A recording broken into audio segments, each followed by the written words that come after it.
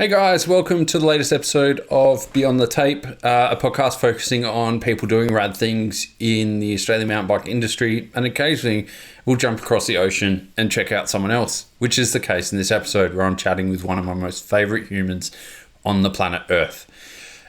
Before we move on to that though, we will go through a few sponsors and supporters of this podcast. We've got Canyon Bicycles over here. Those guys have been killing it. They've really come on board for 2021 and they're helping me out huge. So if you want to support the podcast, support those who support us, jump over to canyon.com, look at that new Torque, look at the new Sender, look at the new Spectral as well. They are all amazing bikes. There is nothing that they don't make. There's something that's going to suit your needs to a T.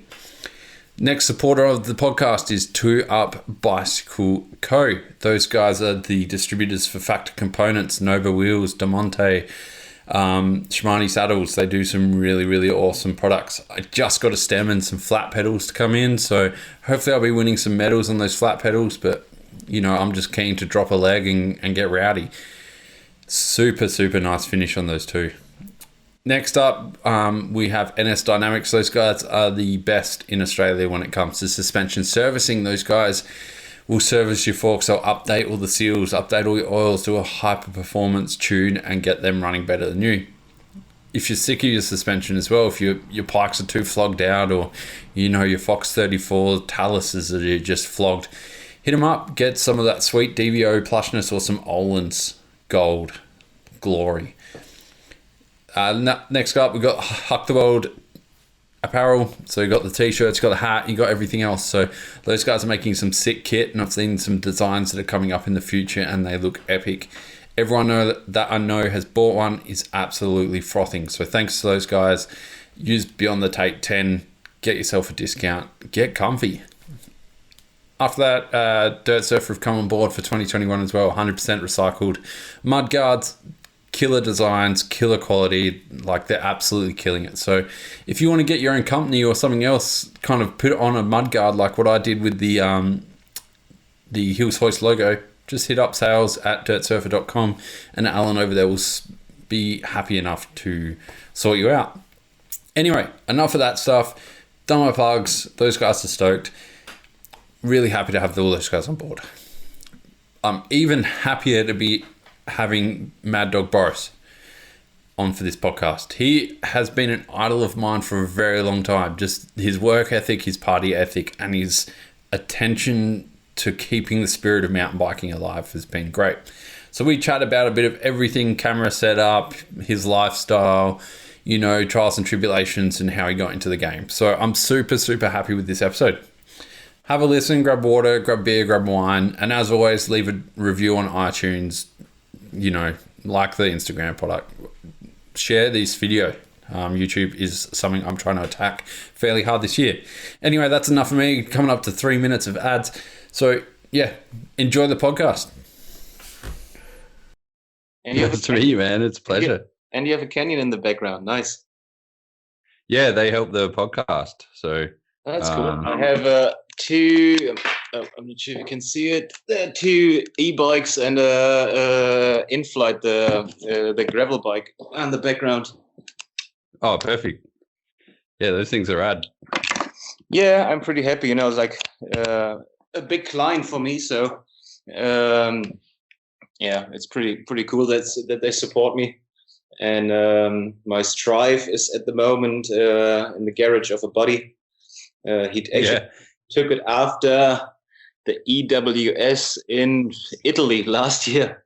But I knew I had the e-bike at home, so it was fine. Now it was a late Christmas present. They surprised me with a Spectral frame, with a new one.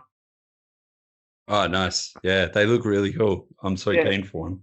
I will get it custom painted. It just arrived. I just got a message today from the painter, and she will. The idea is to do it like matte black, and then draw with the white marker on it. Oh, cool. Yeah. Like I have like kind of a graffiti background. I don't want to do it by myself, but there is like when I was 13 or 14 in Dortmund, there was like he was big time then, like a graffiti artist, like illegal, like trains and all the walls. but he must be 50 now or something, because when I was 13, he was already big. And Yeah. last week, I just dropped him a message on Instagram. It's like, dude, like I'm a big fan since 1993. Would you be keen to draw on my frame? And I didn't expect a reply, but I got one, and he's busy at the moment. He already asked for some pictures so he can work on some ideas, but that would be like, no one would understand it probably in the mountain bike scene, why a graffiti artist, or why I have weird drawings on my frame. But for me, it would be something very special. So fingers crossed that will work out. Well, there's like a whole, we might as well just jump straight in, but there's like a whole hip hop graffiti kind of culture in Germany, right? Oh, like yeah. It's big. It's massive.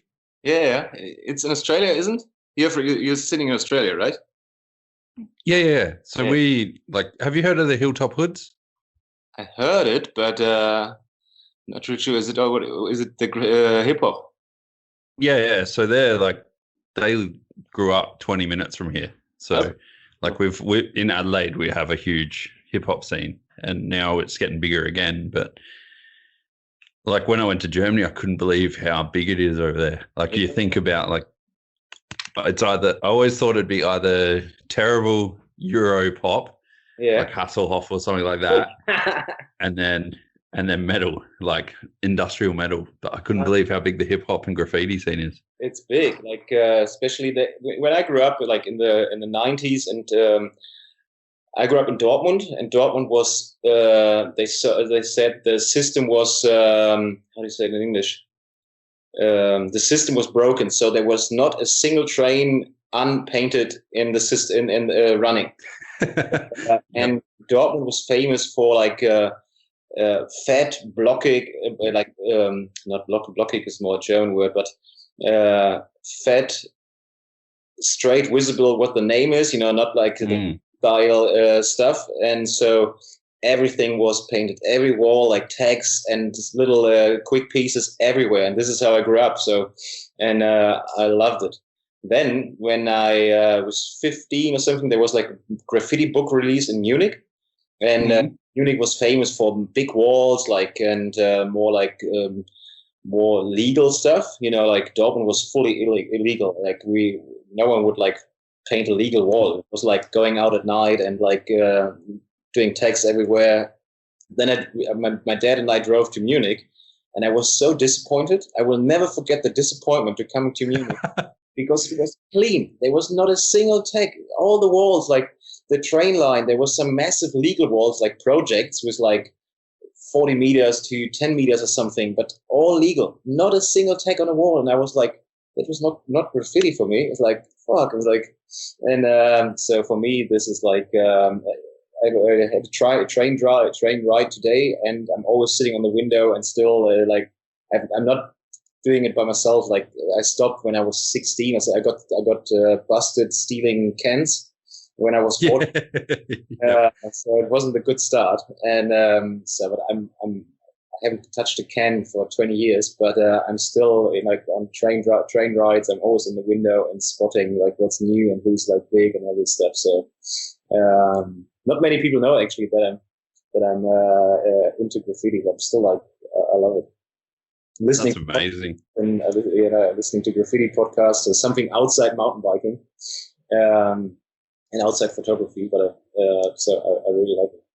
So That's amazing that this guy is tagging or doing my frame, because that would be very special. I told him because I don't want to meet you. I don't want to know who you are, because it's a big illegal. I don't know how it works.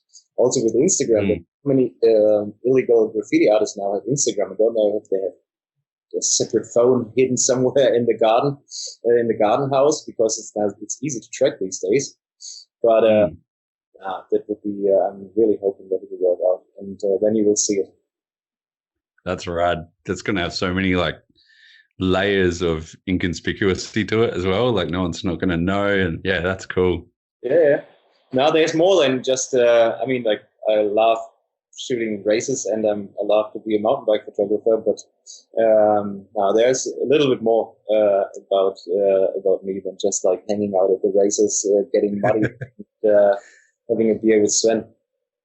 Well, like if you were to do it flat out like you guys do for all year, there's no way you could do it for more than 2 or 3 years, right? You'd burn out. No. It's like, first of all, I have off season. You know, like I'm at the moment, even before COVID, the winter is usually our off season.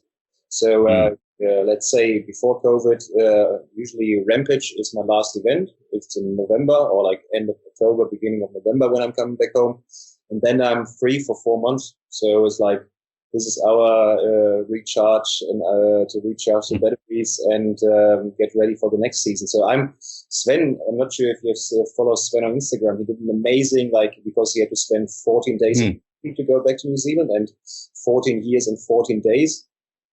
So they were like massive gigs, doing it for 14 years. And the Insta galleries he did, like the Insta story galleries, were unbelievable. First of all, it was easy content for me because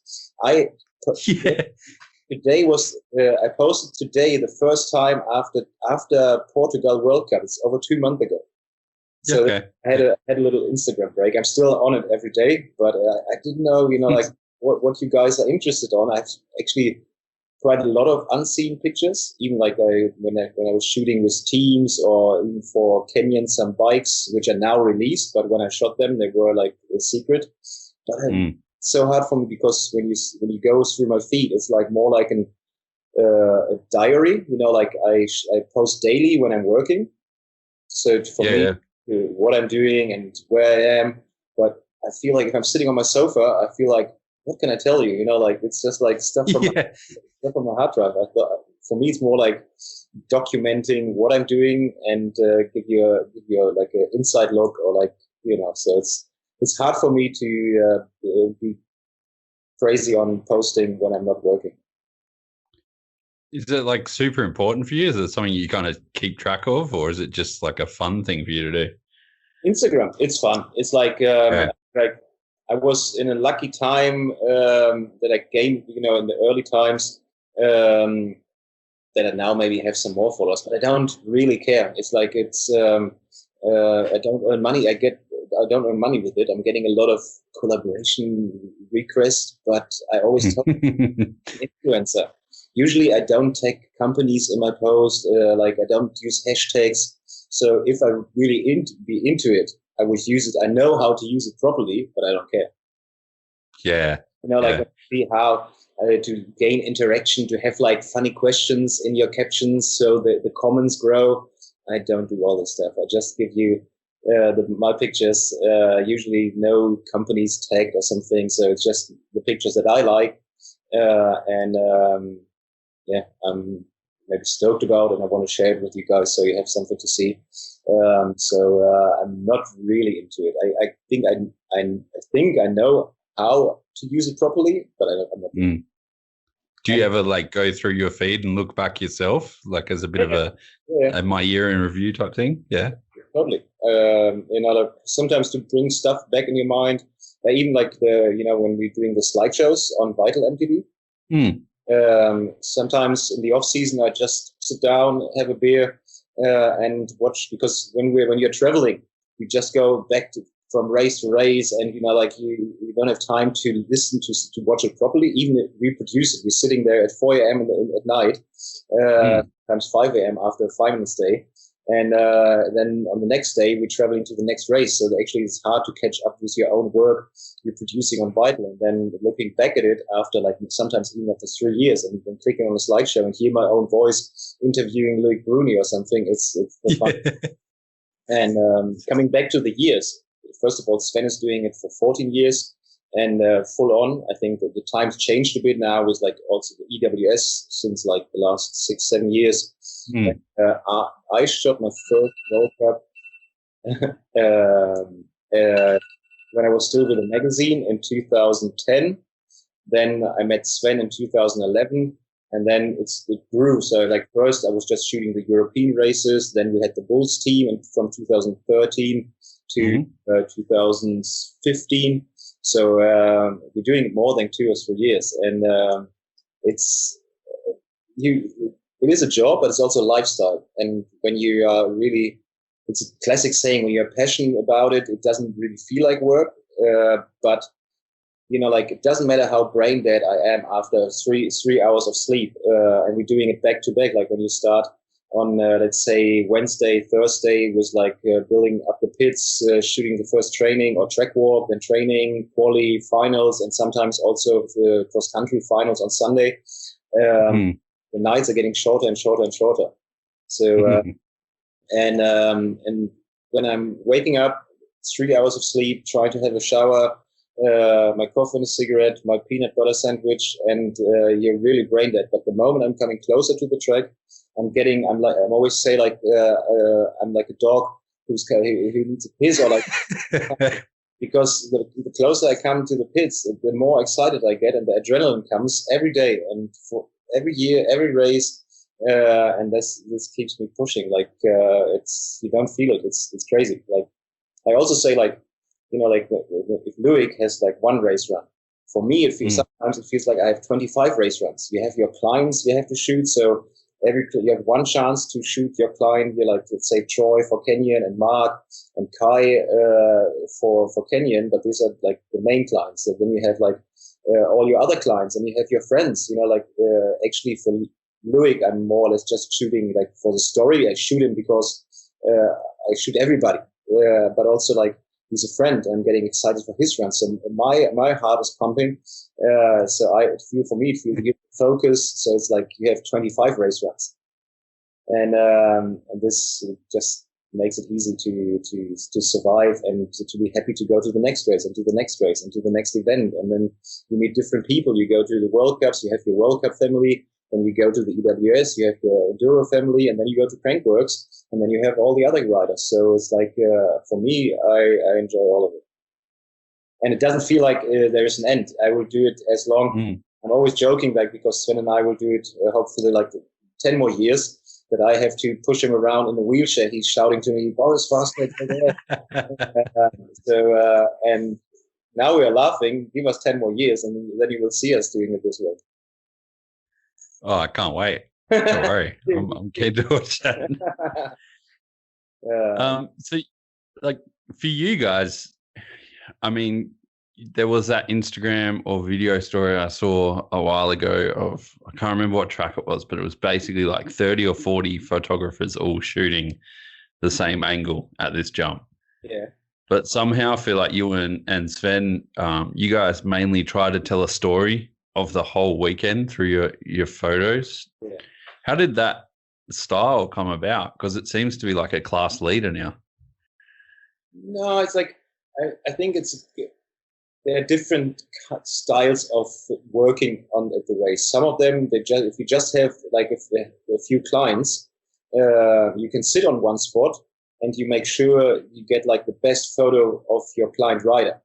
And it's also like, I could not do this because there was one part that we're shooting also. We capture the whole weekend, as you said. It's more like telling a story. Not everybody has to do it or wants to do it, but I started like this. When I started shooting the races, I did it for the magazine, so I needed a full story to produce like a 10 or 12 page story in the magazine out of my pictures. So it's more to it than just like the one action shot you maybe put on a cover.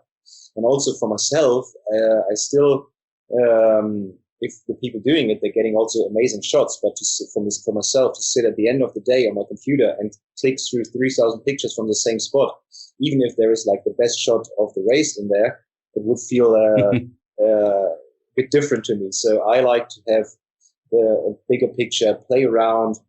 And Sven taught me, like, we just started doing it this way, and it was never different for me. So we are sitting in the same corners with these 30 guys. If this is the one shot, I would not spend too long there, but you tick it off the list. Ben had one of these things in his stories, because he said, like, I think it was for William one year, he tried to not to shoot the location he shot before, just as and to shoot something different. But later it turned out it wasn't the best idea, because there are some classic pictures that maybe like tells the best story. Like for William, the classic from behind shot was a biggest crowd, and then the last tuck before the last little drop before the finish line, they get low on the bike. You have it's a classic shot, and even if we shoot it every year, there is still, like, even for the rider, maybe imagine, like, you shoot your one of your main riders for your clients every year there, and he's never winning, and then you think like, oh, this year you want to shoot different, and then he gets the winning run, and this is the classic shot which you would always remember. So when I, for example, one of my favorite shots is actually not a real action shot. It's when Troy won Andorra. Yes. Yeah. 3 years ago. Now I'm mixed up because of the two. Yeah, I think so. Yeah. I'm trying to be more like in the finish area to shoot like last drop and then turn around, shoot the berm from behind, and then you can see him tucking through the finish line. This time I changed the location, and because also Sven, Dan Hearn, and we kind of work together. So it's not like doesn't make sense for us if we stay next to each other, because we still pick each other up. So like, it's also, I think, very unique to work. We all have our own clients, but Dan doesn't need Troy, and I actually don't really need Danny Hart for medicine, and he's shooting for medicine, so we can still help each other out. And so sometimes we have like 6 different pictures from one race run. It's a backup, but it's not like, oh, I'm getting lazy because I know if I fuck it up, Sven will have a picture for me. So, but I moved behind the finish area. I set up a remote with like this 300 on with the remote, with the last berm, the right-hander, and I had the 7200 in my hand, I think, and to shoot the full finish arch, or opposite, I can't remember. But it's not the action shot, but after he came by and he won the race, he lifted his hands. I was shooting him from behind, and you have the arch, the mountains, and somehow to get this shot, I was you could see the cameraman staying in front of him, so the elbow is sticking out of his out of his hip, but still, like, this lifting, this celebration. Sometimes it's a portrait or something can tell a way better story than the action picture you shot all the time. But I think it's a good mix. We try to move a lot. It's risky. It's like, but this is like what I like. If you shoot one sport too long, you always think like, oh, maybe the next one is getting the better scrub, and then you think like, oh, should you move now? Should you stay longer? Yeah. And maybe sometimes you just shot 5 riders at the Val d'Isole Sam Hill corner, and then you think like, oh, now I will move, and the next rider would be Sam Hill crashing there, and you miss the crash. Yeah. Like, there's always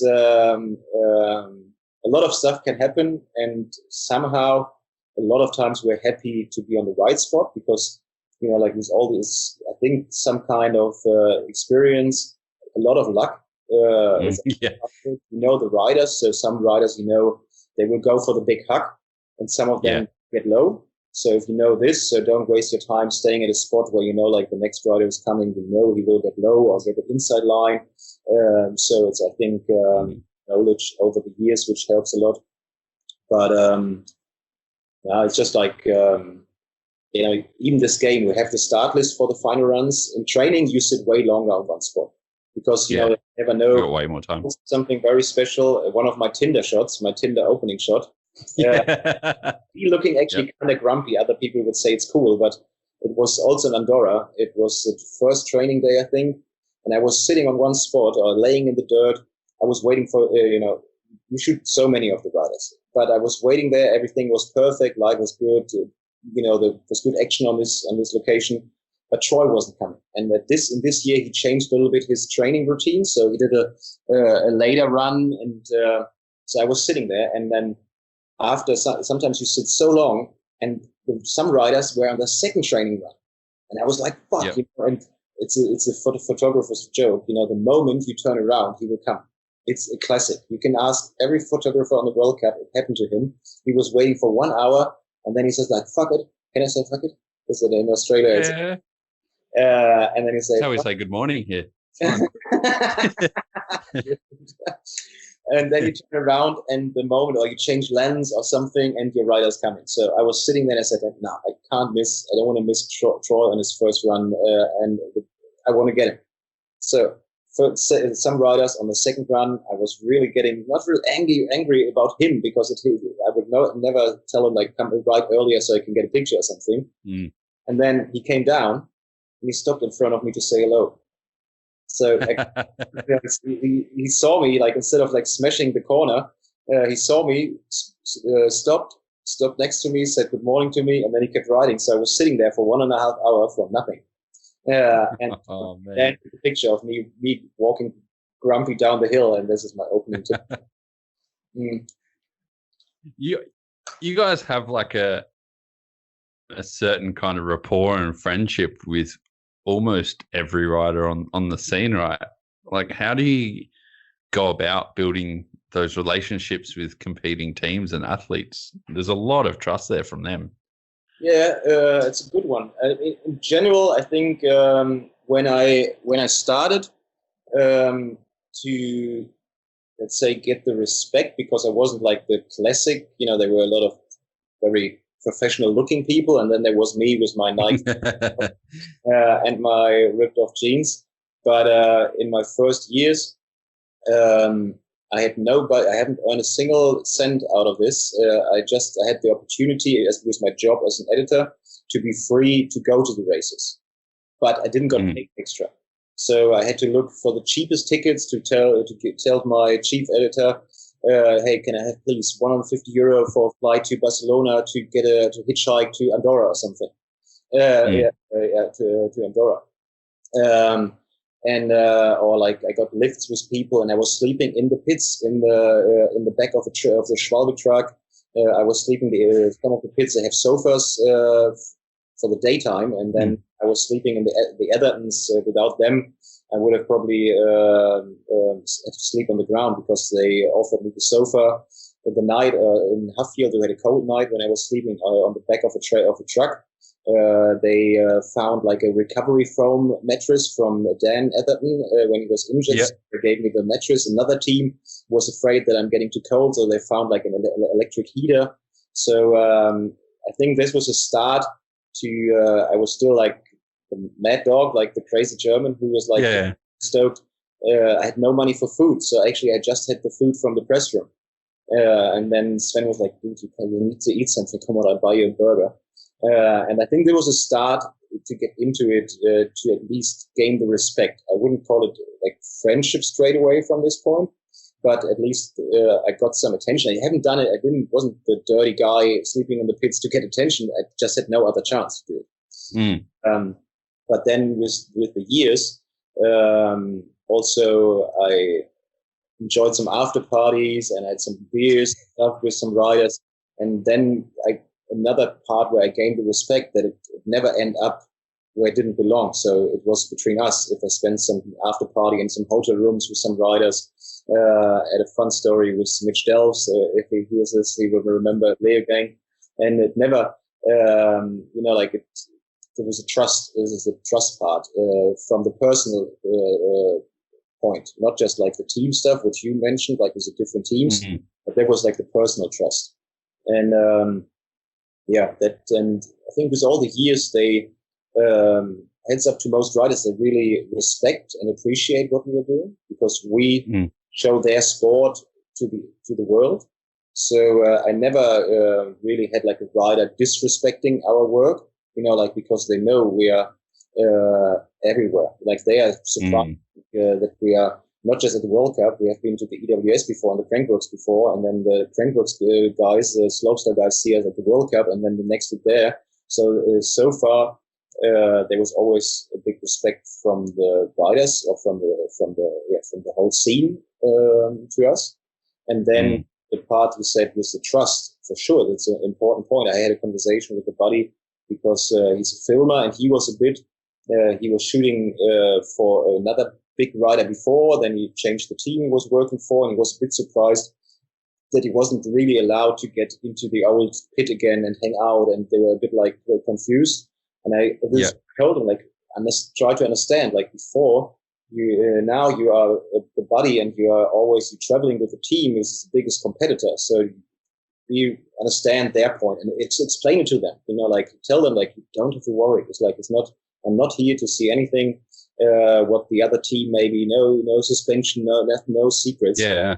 I think because Sven and I were doing the audios, and I think even if I have my main clients, they see us pretty neutral. Like when we walk through the pits, it's not just that I'm just hanging out. I mean, Kenyan always invite me for dinner. They always have the Kenyan team always have dinner in the pits, which is amazing. Unfortunately, time-wise, it's always hard for me. And when Sven and I have beers at every pit, we can go have a beer, and then we go to Syndicate, and then we go to the Athertons, eating the leftover food. So there's always, thankfully, to all these people out there, I feel welcome. You don't have to be buddy with everybody, but there's a general respect, and I have very good friends there. And it's also a thing. For example, Loic, actually, he's never really get pictures from me. Some people maybe think like, oh, for sure he's a good buddy with him or with another rider, because he will send him pictures every night. Not a single picture. Loic has never asked me for a picture, but I took the first selfie with him in 2012 when he won in Leogang Junior World Champs, and since then, we had some very personal moments where, like, I don't want to get too deep, but it's like he can trust me with a lot of stuff. It wasn't party, like sometimes some riders have ups and downs, and Sven and I think we are there. Doesn't matter if they have ups and downs. I think some people, it doesn't matter if it's photographers or other media or somewhere else, they go to the winner. But some of the riders know, or like, we even care about them if they're not winning, or if they have a bad day. We care about the person, not just about what they're doing on track. So there's a few things I want to kind of pull from that, but I mean, like, firstly, do you think that your start, when you had no money and you were there sitting in the pits, your dedication and your kind of work ethic for that was kind of a solid reflection of their work ethic as well? Like, so the riders are training as hard and they're putting in a lot of time, and then they see you putting in a little time and effort into your side as well with no money or no food. Do you think that kind of helped them bring you in as like an insider?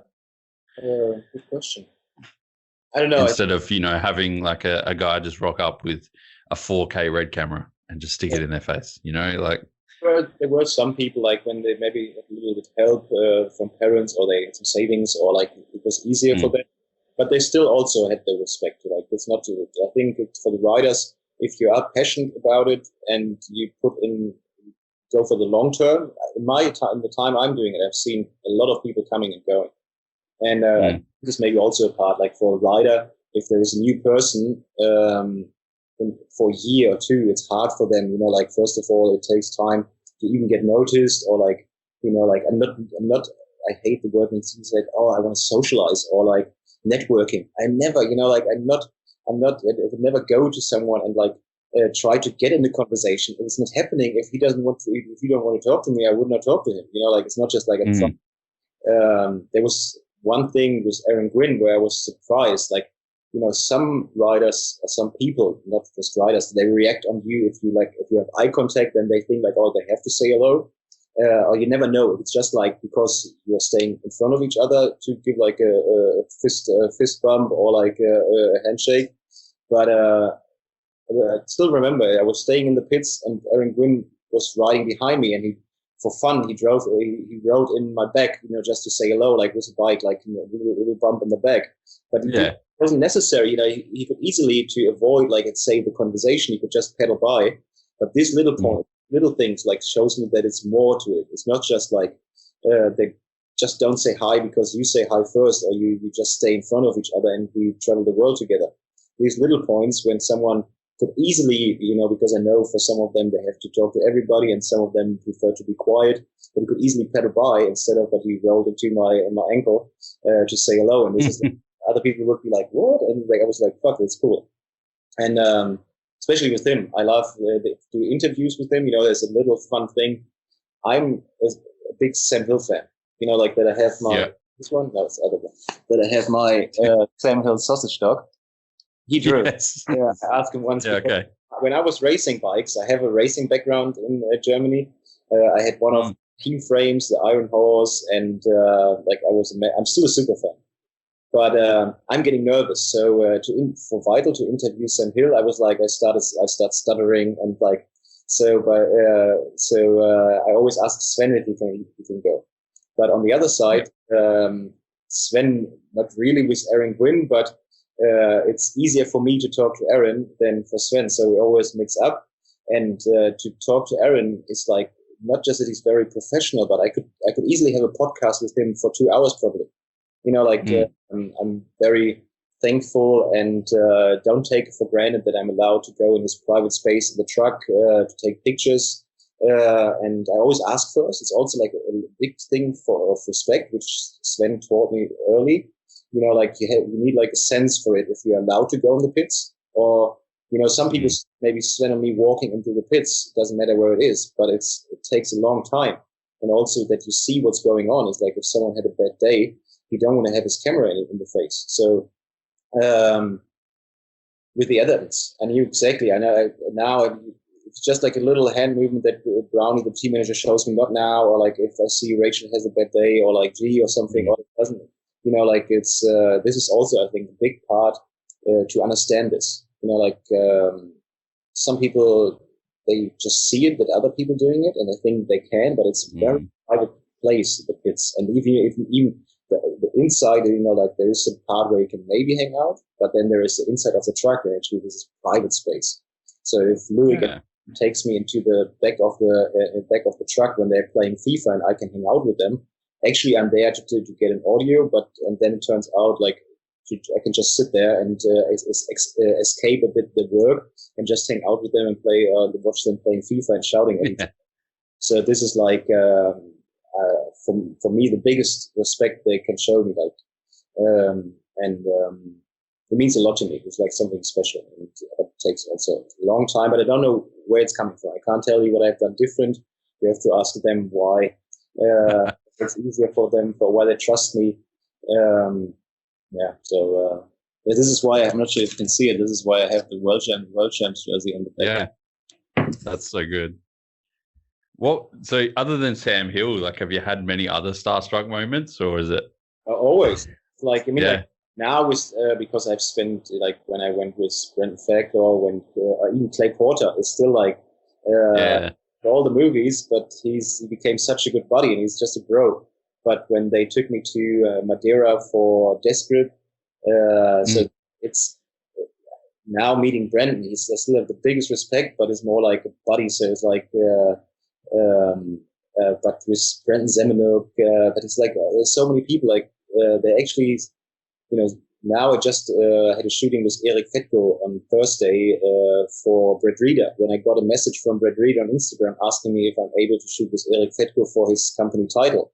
I was like, what the fuck? I'm getting that he's me. So I have these little moments still every day. Like, like when I'm meeting Lurik or Troy, it's like they are buddies, but I don't take it for granted. It's always a special moment for me. And sometimes I don't even take a camera, don't even take a picture. It's something very special, and it's there was one special moment also. I think my favorite shot, or like the best storytelling shot, was end of the season in 2019 in Snowshoe, when Loic and Armory had the beer together. It was sunset, and they were like chatting, and because they were battling the whole season. And we took some like also funny drunk group pictures with media and Sven Dan and me, but also like the shot of these two guys sitting there, staying there with the beer in the hand, talking about the season. This is something special to witness. So but writers wise, I met Travis Pastrana, but it was different to me because I haven't even I interviewed him like for the magazine like a few years ago. But I'm not sure if I was so starstruck because he was such a fun guy, it wasn't like, there's actually a fun story to it, because I was dating a chick before, and she told me if I get her signed, if I get her signature with her name from Travis Pastrana, I will get the best blowjob. then I would I did the interview. I told Travis about the story that that I need a signature for her, but we forgot about it. And then later that day, it was in Düsseldorf. They had the Nitro Circus show there, and then people were telling me, "Hey, Travis is searching for you." So he remembered, and he wanted to make sure that I'm getting the blowjob. So imagine like Travis Pastrana is running around asking for Mad Dog Boris. Yes.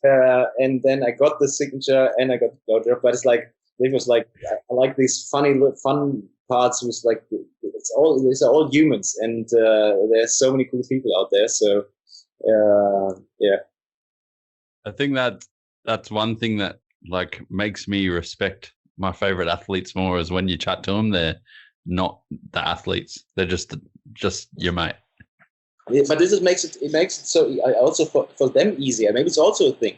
If you treat them as human and not as like the big like motocross rider, mountain biker, slopestyler, they treat you the same. Like it's Sam. With Sam is still like he knows that I'm getting nervous, and we had a chat, or I did an interview with him in Tasmania, and he knew about it, and he tried to get me in a conversation. So I felt actually that he was trying to get me out of my that I'm not nervous anymore, and he was asking me like more like random. It wasn't for the interview. We're just having a beer, but it felt so. I knew what he was trying to do, but it was hard, the balance between I'm still nervous, but he's like asking me like so nice questions and want to know a bit more about me. It was a fun one, but I think I like it. I like to be a super fan. It's like this, it makes it like not a crazy one that I'm like. I have a massive jersey collection, but I stopped asking for jerseys because I don't have space for them anymore. I mean, I would still collect World Champ jerseys, but I think it's on a good level. I mean, some of them are maybe like calm down, but this is still just me. Like even if I'm on fire, it's just like the whole situation is like I can't be calm if there's like something big going on. Oh yeah, you got to have that stoke. You've mentioned the magazine a few times. Can you kind of tell us about that and your role? Yeah, so it was like a small German magazine or something like that you're working for. It was actually Mountain Bike Rider magazine was the one of the biggest magazines. So in Germany they were like two, like they had like the normal cross country ones, but for Gravity they had Freeride magazine, which is just 4 times a year, and Mountain Bike Rider magazine was 12 times a year, so it was a bit more work. And sorry, it's just breaking up. Can you still hear me? Can you hear me? I can see you and I can hear you. Can you hear me? There we go. Hello? It's just settling down now. Yeah. Yeah, good. I could hear you and see you. Yeah. So you. So the magazine, sometimes the video just. No problem. Freeride magazine 4 times a year, Mountain Bike Rider 12 times a year, and I think they had 20-year anniversary at some point. Pretty sure. Okay. I was I started racing in 2000. I fucked up my knees running, training for a marathon, and nearly it was so close that I bought a road bike, and my buddy and I were like, check the video and maybe we should get mountain bikes. So we got into mountain biking. He had most people heard, he likes that I tell the story. There was a video to it. He landed on a stick, he crashed, fell in the bushes, came out, and there was a 6 centimeter in square stick sticking out of his ass. So it went in the gooch, I think it's called, the space between. Yes, yeah. So he was coming out of the bushes with his stick coming out, and he was like, and I felt it, and it was like bulletproof. Like there was nothing, no space to move, and he had to walk out from the trails to the road to get the ambulance. Then the firefighters had to come to the hospital because the stick was too long to put it in the MRI. Is it MRI?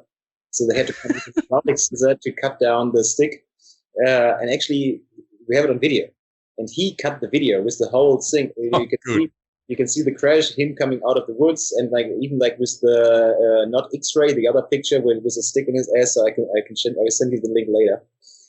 So then I started racing. because he stopped writing after this. Obviously, he started writing again a few years ago, I think. So, but then stopped, and I was kind of alone. But I also met other people, so I got into racing, raced IXS Cup, and then I had a job in the industry. I was head of the quality control, so like a quite German, serious job. Also responsible for security in the safety in the company. So a lot of people couldn't believe that I'm coming back with scratches all over my arms and like a broken collarbone, and I was responsible for safety in the company. And product testing. In 2000, so I knew that some of the people from the magazine because it's from our area here, the riding scene or the racing scene. And then in 2010 at Dirt Masters Festival, have you heard about Dirt Masters Festival in winter? Mm-hmm. Yeah. So the years before I was just there to race and to party. And in 2010, Frank, the owner of the magazine, came over and was like, Boris, I heard you have a boring job in the industry. You want to work for us? And I was like, ooh, sick. Actually, like because I had an unlimited contract, good salary, good retire money and everything. You know, it was a pretty German setup for a lot of people. That would be the perfect contract you have with the company because you could get old with it.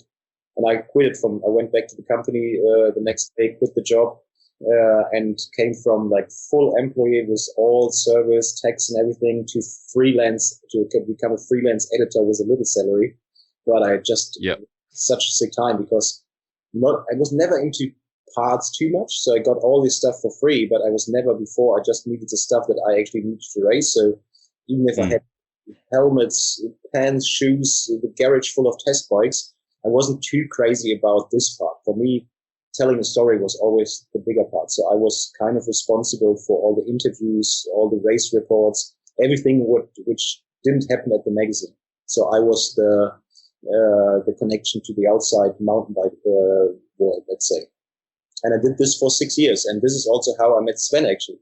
Because when I started the job, they gave me a list of photographers because usually all the editors before, they didn't want to go, or there was no idea to go to a race by himself to take pictures and to tell the story. So it was more used contacting people. If someone wants to write a story, there was Sebastian Schiek, who wrote a lot of stories. That was another German World Cup photographer. Amazing one, very good.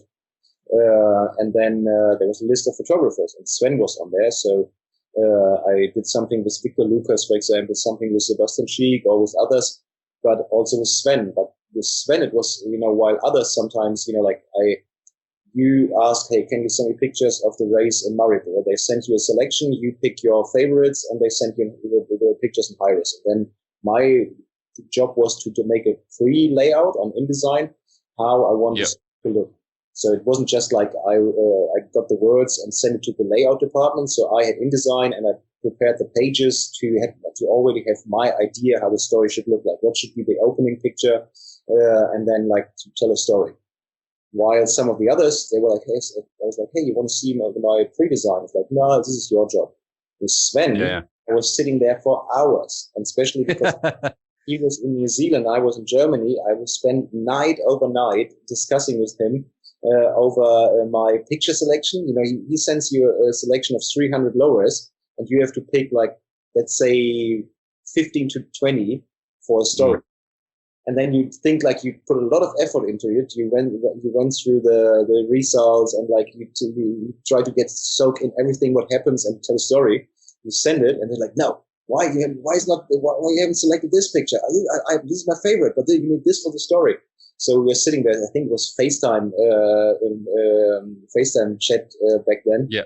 And we were like, it was daytime for him, and I was sitting there to 3 a.m.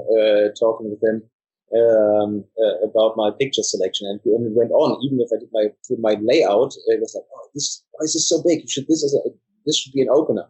And one funny thing was, one time it was must have been a South Africa story, because there was a picture of a table mountain. Somehow accidentally, I must have flipped it, like mirrored it. There was one button you press and it mirrors the picture. It was small, but he was like, Boris, what have you done there? Table Mountain is opposite. I haven't even noticed that I did something wrong. And but he noticed straight away that there's a picture flipped mirror. It's like a little tiny, like he's from South Africa, so he should know. But also like, so, and then I went to my first race in Leogang with no money. Also, again, just a company car. no accommodation, no money. With my buddy who became later the team manager for the team.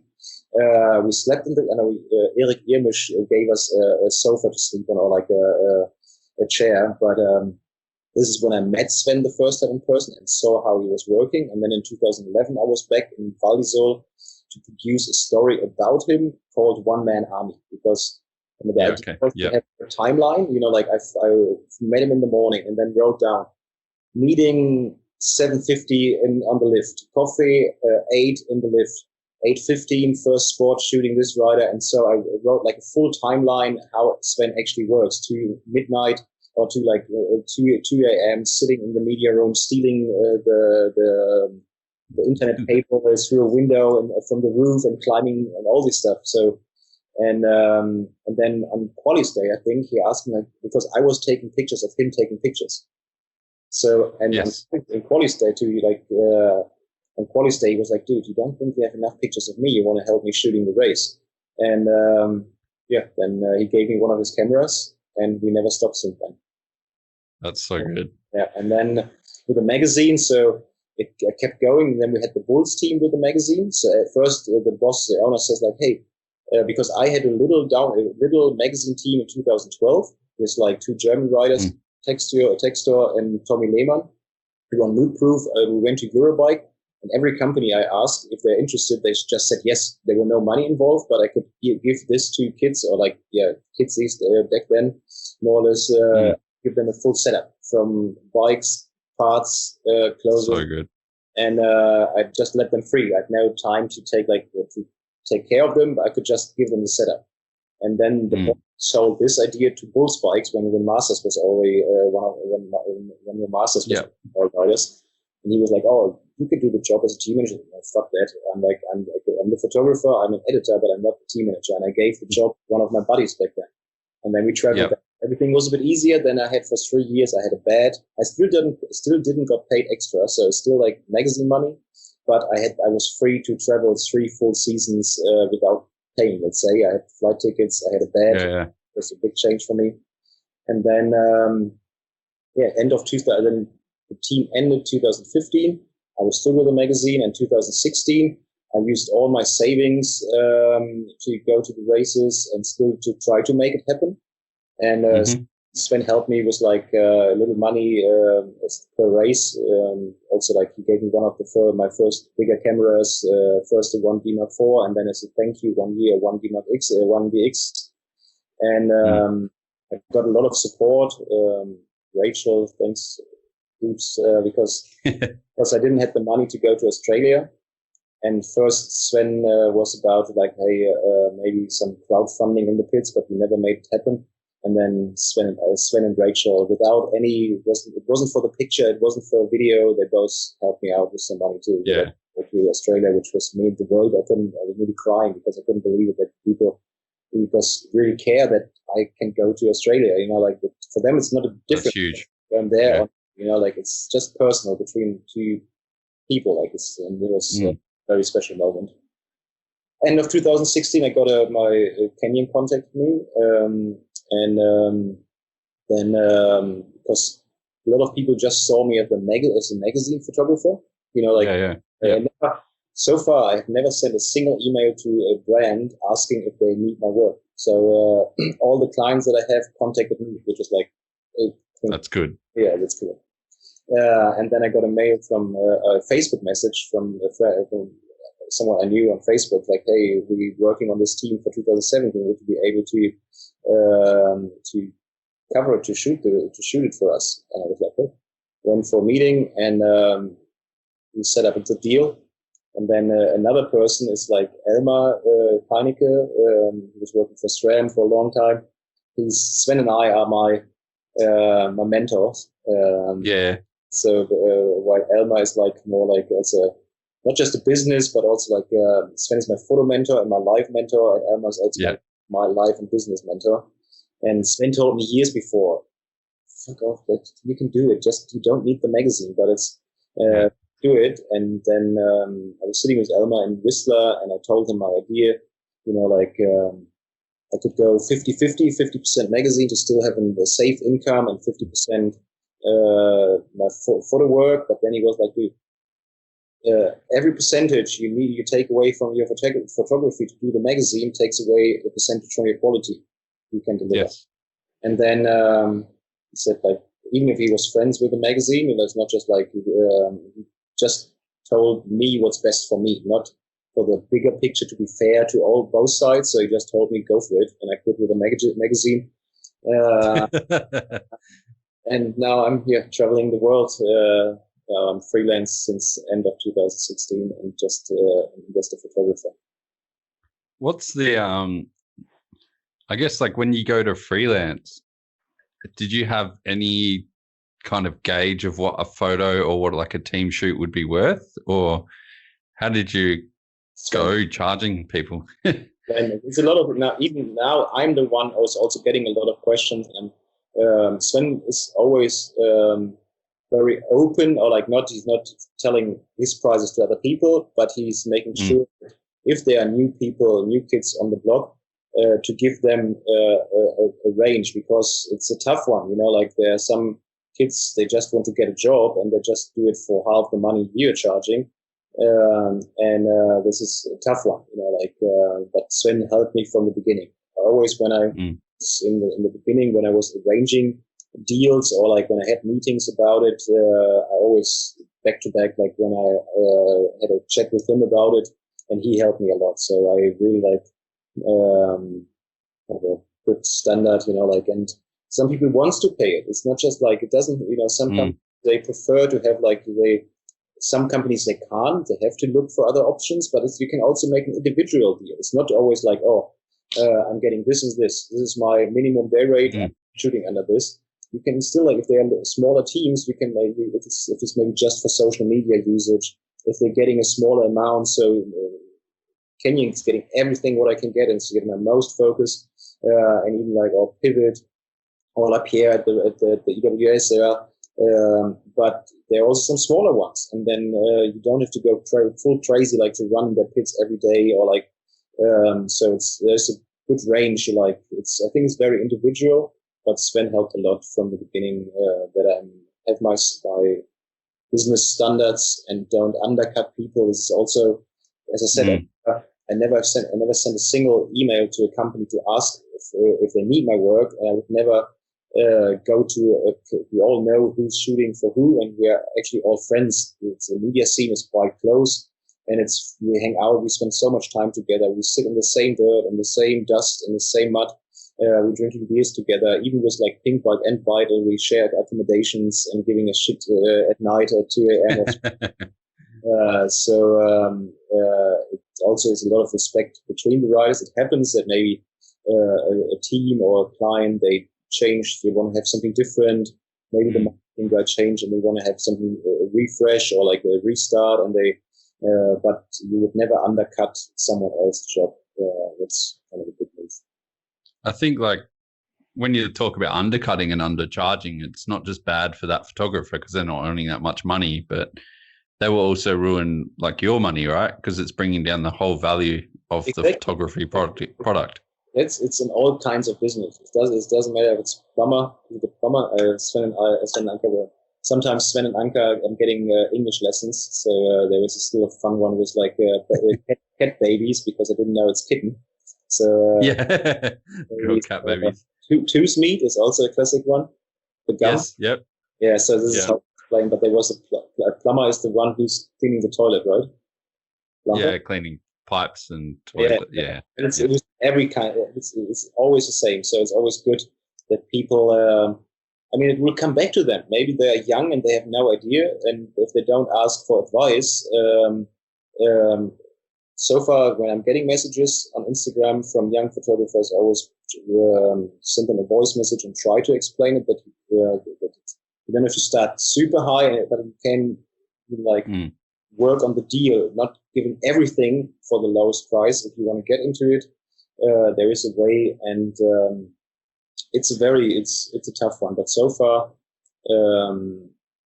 because how we do it, maybe a kid or it's a young photographer or someone who's starting can do it in the shooting at home, but to shoot, like, first you invest money. If you want to get into World Cups, you can't start and make some people do it for 1 or 2 years and not even making something out of it.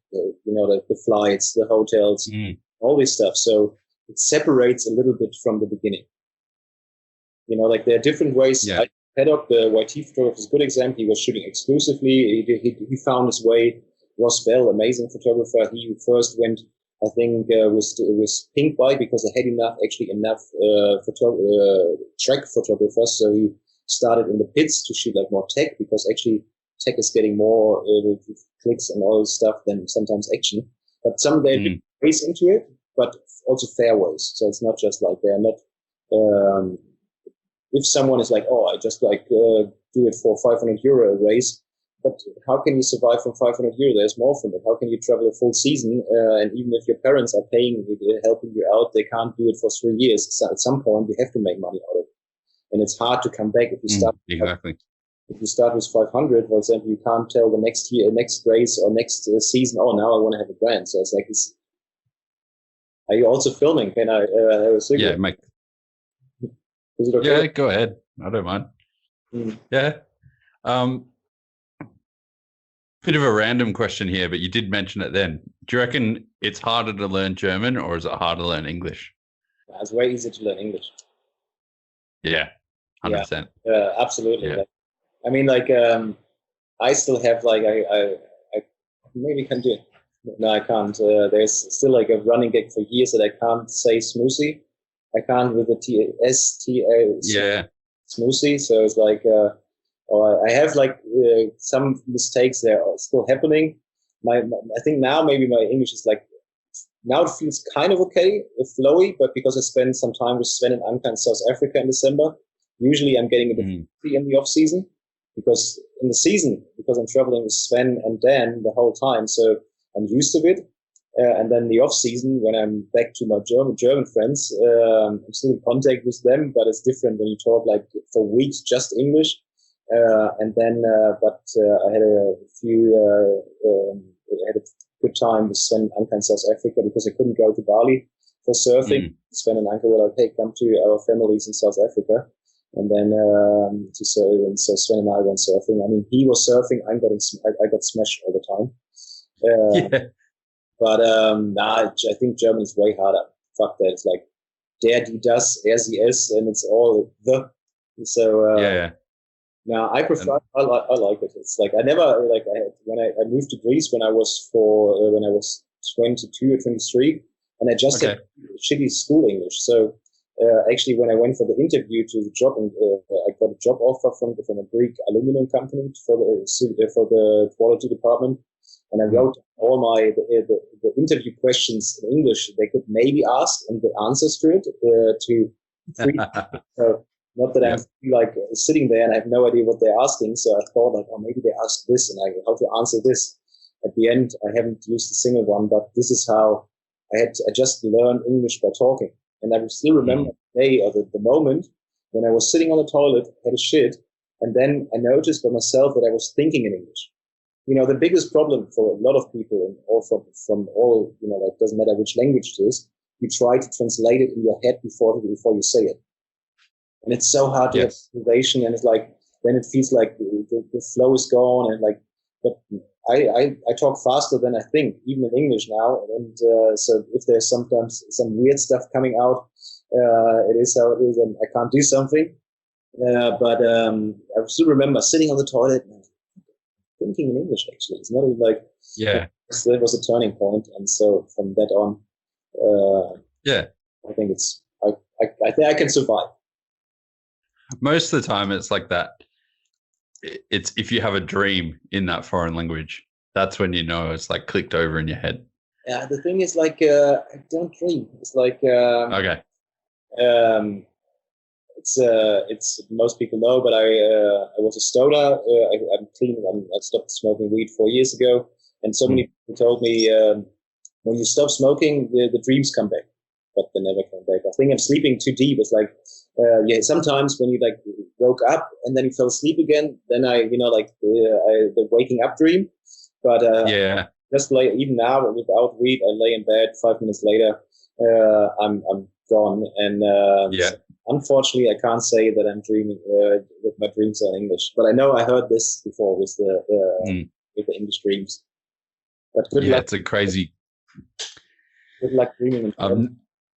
Oh, dude, I lived in Bremen for 6 months to try and learn and get to try and learn some German, and I'm like, nah, I'm good. It's just, but it's not too hard to survive with English in Germany, right? What is German? It depends. Yeah. On the person, like depends how grumpy they are and how old they are and a few other things, but it's pretty easy. Yeah. Go to a bakery and there's like an old lady trying to understand. It's fun when Dan Hearn stayed at my place after Maribor before Loser. We had 1 week. And we spent it here at my place. But I had to shoot at Kenyon, so he would actually spend more time at my place than I did it this week. But he is very polite, and he always he can say perfectly like Dankeschön or bitte, and he always says it like actually too many times. So it's always funny when he's like. So I think some people maybe think that he's German when he starts like, yeah, danke, bitte. But then it's like, then they start speaking German, and it's like, oh, shit, no idea what they're saying. Yeah, I'm in trouble now. Survives pretty well. It's like he's young, so it's like he can adapt pretty good to the situation. What is some of the what's the hardest country you've had to travel to, as far as traveling and getting around and? Question.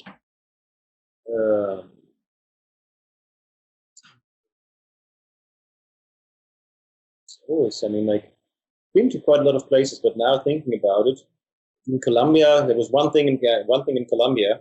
I was a bit naive, maybe, because I was shooting also with Kenyon the day before the race or the day before training and everything, and it was a bit outside. And but then we finished. It started getting dark. And the team was actually on the other side of the city. So I was like, easy, I just jump out here and take a taxi. You don't have to drive through all the time to the other side and then drive back. So I was staying there with my full camera bag in Colombia in the dark and trying to stop. There were so many taxis, but they didn't stop. I was waving. I'm not sure what the rule there, how to do it, how to get a taxi to stop for you. And somehow I wasn't scared. Maybe I should have been scared because it's still like Colombia. I'm not sure how safe it is. Obviously, maybe I don't look like that it's worth robbing me, but I still had my full camera bag with me. And then finally, it's an old taxi driver. The first one who stopped couldn't understand me and drove off. And then the next one, a super old one, and a super old taxi.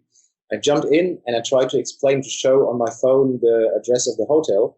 But he couldn't see, his eyes were so bad. So I'm not sure how he could see the street. I was about to say. And then we had to stop a pizza delivery driver, a young guy, to show him my phone to explain to him where I have to go.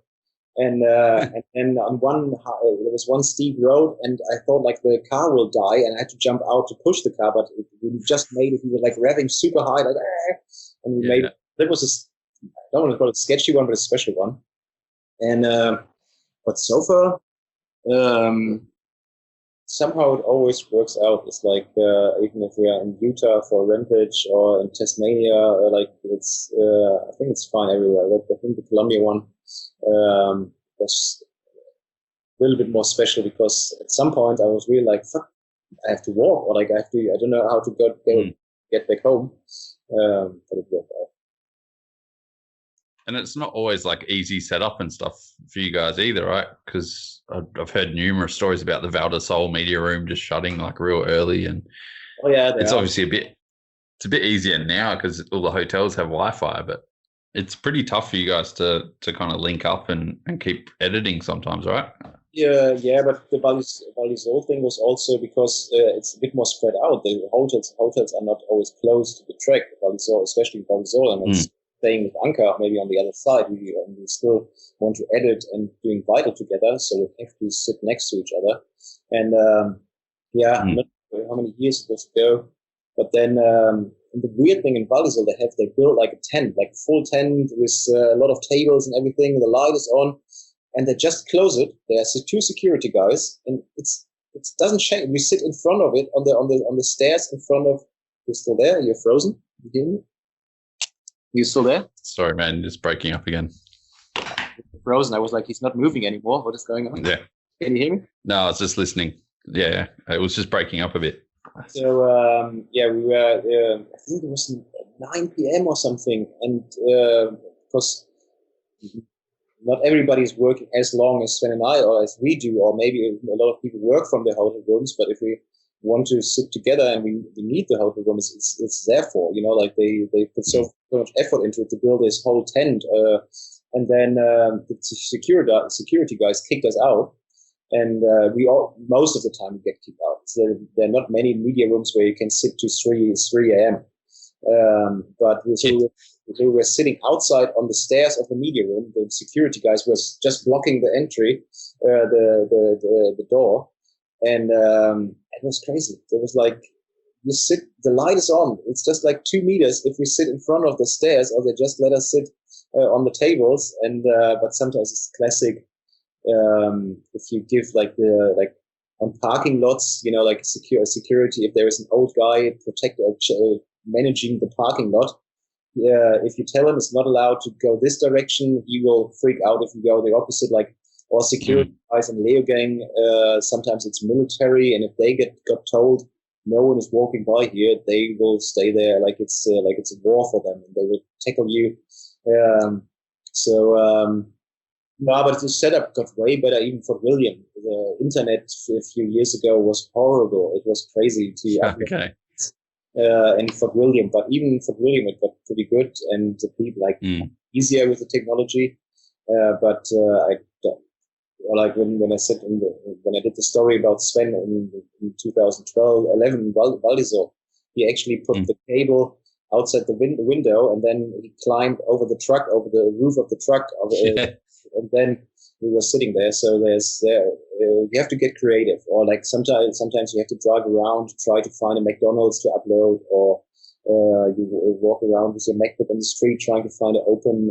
I remember the first year in Lourdes, I also would walk around. I was sitting outside next to the neighbor's house and stole the Wi-Fi. That's so good. But you have to get creative. It's not just like you can't, like even with broken gear, or like Sebastian Schick is also a magician because he can repair lenses and everything. And Sven and I are helpless without him. But you're freelance, like it doesn't matter if you have the shits and you have to sit in the bushes with toilet paper. There's no point for us of staying at home. Like, I mean, if it's luckily we can count on each other. So when Sven broke his ribs in Whistler, I took over, and but even then he couldn't stay in bed, and he was shooting the Joyride finals with broken ribs, like with a lot of pain. He made it out of bed. Dan had one time like he had something wrong, so he was throwing up, and then we sent him back, and then we cover each other. So we have this, but it's not. I had a shot once a press cam for another company, and one of the main of the media team, like an employee at one, he just didn't show up at one point because he was ill. But it's like you can't, as a freelance, you're like, oh, sorry, my stomach hurts, or I have the shits, I can't come. So you just make it work, and this is for everything. Where you sleep, where you eat, the gear, everybody is helping each other. If maybe a lens breaks, we set someone else. We always have spare parts with us, spare bodies and lenses with us. If the computer breaks, everything. So it's like, it's thanks to the whole crew, not just Sven and me, like everybody. You would never even if it's not your best buddy you hang out with, you would never let something down. The job is hard enough, so it's not, if you don't make it harder for someone, you won't happy that someone's failing. And like losing that job these days is much more important than, say, way back, like even 5 or 6 years ago, because the speed of media is so much faster. Oh yeah, it's like you have to deliver. It's like, but it's also like some people are complaining about it, that maybe now I have to deliver every night. I'm used to it. I never did it different. When Sven and I were, luckily, because now we didn't, maybe I heard someone saying that it's also our fault. Like now, we have to do it like you guys now. Luckily, Sven taught me the way. Like it was normal for me. It was never different. Like maybe now we work with sleeping. So somehow we 2 years ago we tried to make a pact or to make a deal to sleep more and to work faster or to change the workflow. But we always in there. At 3 a.m. discussing which pictures we use for the slideshow. It's actually also a funny one. If Dan is hearing this, he will laugh about it because we're sitting we edit. I like to sit on the sofa, Sven on the bed or somewhere else. But when we do the vital slideshow, we sit next to each other to see the pictures, and it's not just putting something in the Dropbox and we think about it. It takes us easily, not just the editing part and everything, but just to make a selection for the slideshow, 1.5, 2 hours, because we go through, first of all, you edit way more pictures, even like not for your clients. So you want to tell a story. It can be maybe pictures or like also different picture, which works for the story. If someone else did well, which is usually not in the top 10 or top 15. And then we sit next to each other and we have the start list. And Sven and I, we like to, let's call it fighting over like, I don't like it. And then Dan is sitting in the middle of us, and I was like, Dan, what do you think? And it's like, Sven's like, yeah, Dan, what do you think? It's like, fucking poor Dan sitting in between us, and it was all of us. We just want to sleep, but if you forget about all this, if you want to see your pan shot or your silhouette or something, which you're stoked about, you want to see it in the slideshow, and then. But actually, and then here, Sven, Dan has to remind us, like, guys, it's like 3:30. Can you please go on? Get at least like 3 hours of sleep. So this is a classic one. So, we'll move on to some tech questions and maybe start wrapping things up a little bit as well. But how many could you give us a rough rundown of what you travel with and the weight of your bag and like how hard it is to travel with your kit? To start, first of all, I'm always shitting my pants at the check-in because pretty overweight. It's like I think Sven still has a record. I think it's 28 kilos or something. But usually I have my Shimoda backpack and then a laptop bag because before they change, I think in Germany there is a new shitty rule. It doesn't make any sense at all. But they said for COVID, you're not allowed to have like personal belongings as usually you have like a hand luggage, which like is allowed like 8 kilos, and like a handbag or a laptop bag was usually like personal belongings, and they're never weighted. But my laptop bag is filled with chargers, batteries, hard drives, everything. Yep. So actually, my personal belongings, which is supposed to be a laptop or a purse for women, is 8 kilos. And my laptop camera bag is then around like 15, 16 kilos. So, and every time at the check-in, so knock on wood, I had one time coming back from Australia, I wanted to fly back home, and the girl on the counter was like, "This is too heavy, I can't let you fly with it." And I was like, "This is my camera, I came with it, I just want to go back home. This is like, I bought it here, it's all dirty, I open it and shut it, like, I can't check it in as luggage, and it's too expensive." And then she called the supervisor, and it was a young dude, like, "Yeah, mate." It's like, "Is it all your stuff?" It's like, "Yeah, it's my stuff." Like, "Oh, it's cool cameras. Yeah, get on the plane."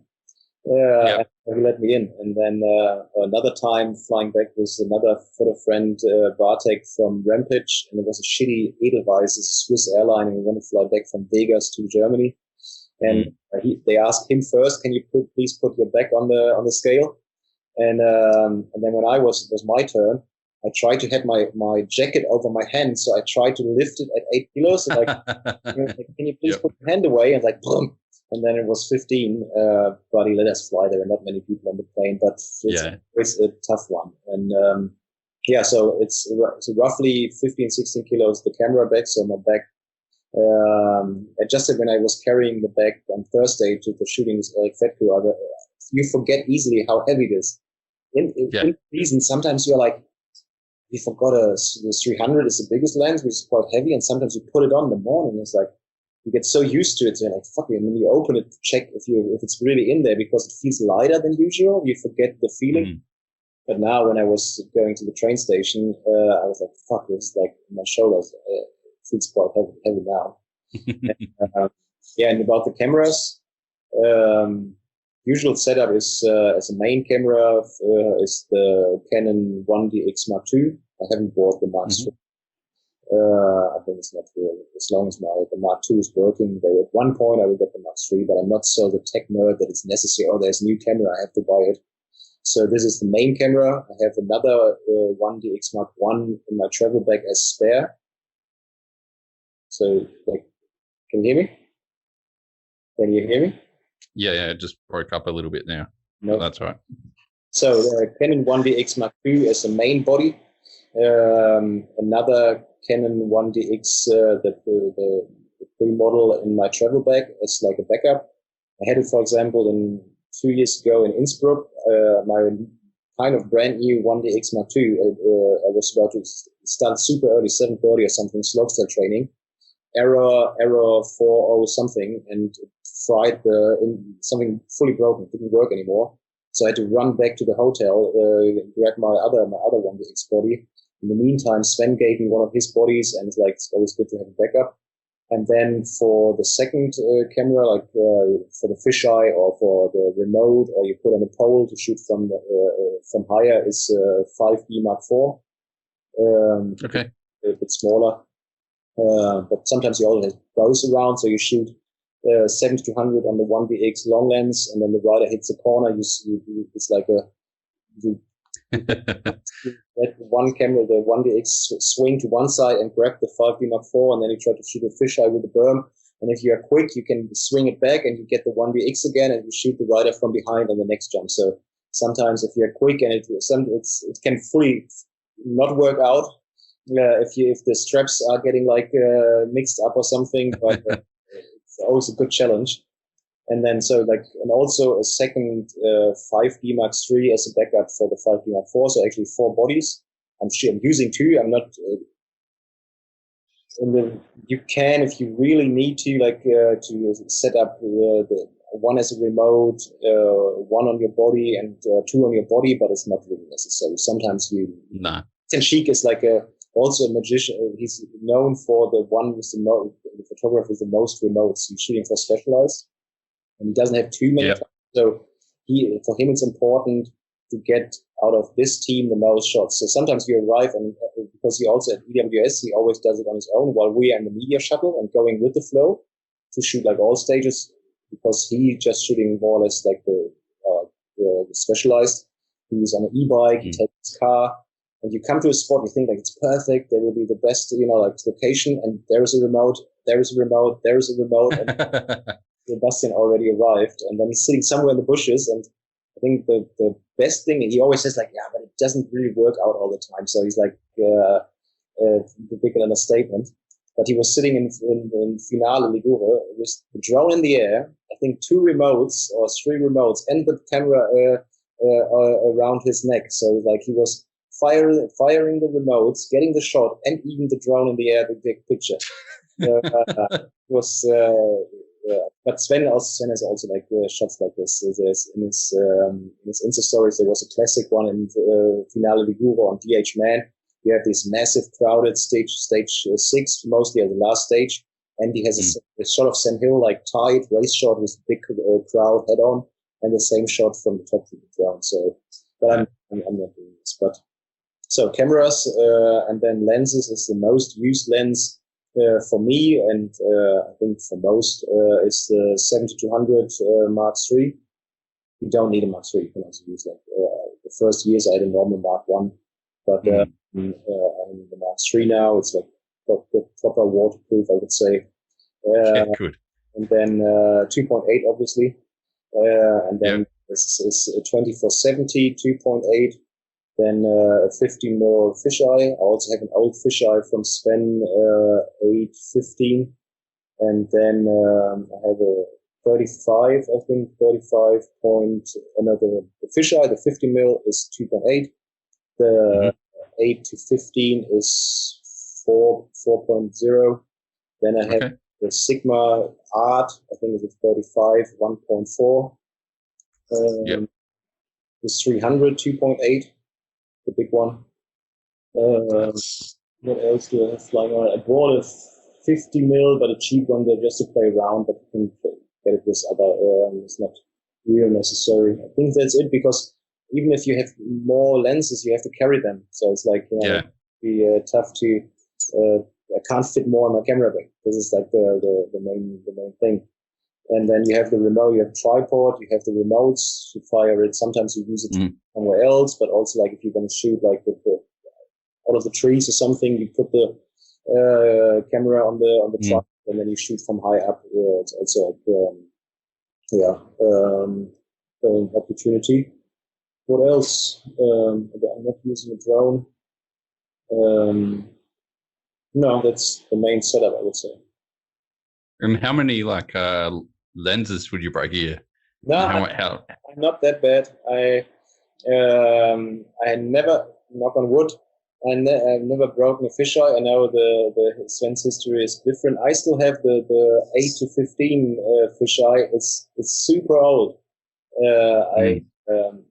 Actually, because it was quite scratched, I bought like for 600 or 800 euro. I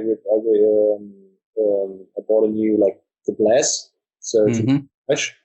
The first shooting I had was in New Zealand with Jerome Clements at a strand press camp, and he roosted a corner, and all the little rocks hit my lens. No. Oh fuck, damn it! There's a scratch on it, and I just paid 800 euro to fix. I actually the 7200 I had before was perfect, but Canon CPS repaired it. I dropped it off to get the camera fixed, and just to reproduce the problem, I let the 7200 was still on it, and then I got it back. It wasn't working anymore, and they said I dropped it, so I didn't even get a refund. So they destroyed my lens, and it was like they told me on a Saturday or something, on a Friday, and I had to drive around on Saturday to try to find a lens. Then I bought the Mark III because I was flying on Monday. I was super stressed, and the Mark III just came out, was sold out everywhere, and I found a little shop where they had it in the window. That's amazing. Yeah, because that's your most used lens, right? By far, is that 70 to 200? There's some photographers also prefer the 24-70 for to go a bit wider. Action-wise, I prefer like to be close, to have the attention, like the aggressivity from the drying, and it has the biggest range, I would say, and you can do so much with it. So I would easily say like 70-80% of my shots are with the 700. It depends a bit on at EWS. You shoot wider, because I think for me on a downhill track, my view or the picture is more or less limited to the track. As a rider, the rider's view is limited to with the tape, so they don't look left and right, because they just focus what's happening on track. And you can shoot wider and you can show the whole scenery, but for me it's important what happens in between the tape. But in EWS, you show the mountains, the scenery, so you shoot differently. But for World Cup shooting World Cups, the 700. Yeah, for sure. Have you had any SD cards or anything like fail majorly? No, lucky. Knock on wood again. I have knock on wood a lot of times. No. I had one, like it was years ago. I was for the magazine. I was in Whistler, and it was my first time in Whistler ever. And Sven told me to have the full Whistler experience and to say I've been in Whistler for Crankworks. I have to shoot every day, to work, to party. It was. I have to work every day. I have to write every day, and I have to party every day. And I made it the whole event, like the whole week. This was my program. So I was really like, I was shooting with him every day. I spent time on my bike before and after the shooting, and I was partying every night. And then on the last day, I think it was before Canadian. It was the night before Canadian Open. Usually the Heckler's Rock, the last race, and I think I was like, I had plugged in. I was saving and reading my hard drive or something, and it fried my MacBook fully, like all weird colors, fully dyed my magazine MacBook. And I was like, I thought I lost everything. Oh, you're frozen. Can you hear me? Yep, you're back. Can you hear me? Yeah, it just dropped out a bit. Yeah, it just dropped out a bit through that. So you're at Heckler's Rock, and no, like it was the night before Heckler's Rock, the night before. Okay. And I was finished. I was just about to get ready to party. So it was like I finished my pictures. I think I was saving the pictures or like exporting pictures at the same time, writing to my hard drive and like something else. Yeah. I fully fried my old magazine MacBook, and I couldn't believe it because I thought like I lost all my the whole Crankworks was gone. So my mood on the next day was so bad. It's like I couldn't believe it. I was like, it didn't went out. I was so angry, and this happened. I'm not really an angry person, but I couldn't believe it. And then the next day I was staying at Heckler's Rock where everybody's shirts off, and Sven thought like I would lead the mob and like go crazy and be drunk and like roll down the hill or something. We're just staying inside because shirts off on the rock, so usually everybody is shirtless. I was just staying on the side, looking at it, taking pictures, and Sven was like, dude, for me, you can't tell me you have been to Crankworks. This is not you. Like, why you chill out? It's happened. It happened, but enjoy your last day. And I was like, fuck, but everything is gone. And then when I was back home, they could restore. They could reset or like put all the files back, and then it's good again. But so far, again, knock on wood, it's like Sven. We had like the main. Sven killed 2 MacBooks in 5 days. Have you heard about this? It was like in Leogang 3 years ago, maybe 4 years. Hard because it's this big mashup, so it's very hard for me to separate the years. But we were sitting in the hotel room, editing, Sven, Dan, and I, and then the other Rachel came by after she won the race, and they had some champagne, and like I preferred to put my MacBook away and to have like 20 minutes, like social minutes. And then continue. But Sven was working and editing and talking, and he spilled over the champagne glass over his MacBook. And so MacBook done, and then he was continued working on Anker's MacBook. Then Innsbruck was the next race was Innsbruck, or was Crankworks Innsbruck. So he dropped off his MacBook for repair at an Apple store. In the meantime, Sebastian Schiek bought another backup MacBook from Berlin or from Munich and brought it to Innsbruck. So Sven had actually 2 MacBooks. Then we were sitting at the pizza restaurant, and we had the rule no computers on the table anymore. But then he spilled, he knocked over the beer glass, and it went on Dan's MacBook. So this killed Dan's MacBook. Then Dan got the backup MacBook, which he just bought, and he got his back from repair. So it was a quite expensive week. But for me, so far, they're making fun of me because if I would sit on the table and you show us, sometimes we're sitting in Leogang and PD or Mayer Media show up with 10 beers on a plate or something, and they're like, it's fully alarm. It's like spider sensors, when Spider-Man sees something coming. This is like, it's fully like, it's crazy. So I'm just thinking, my camera broke and my camera got fried before shooting Innsbruck Slopestyle finals out of nothing. That was on warranty. The 5D Mark III, when I was shooting in Z Enduro in New Zealand for Sven and Anker, it always pissed down so heavy when we were shooting there. And because it was raining, I was using the backup camera already. I had the 5D Mark new, but I was shooting from the beginning the 5D Mark III, and it died after 2 hours in the rain.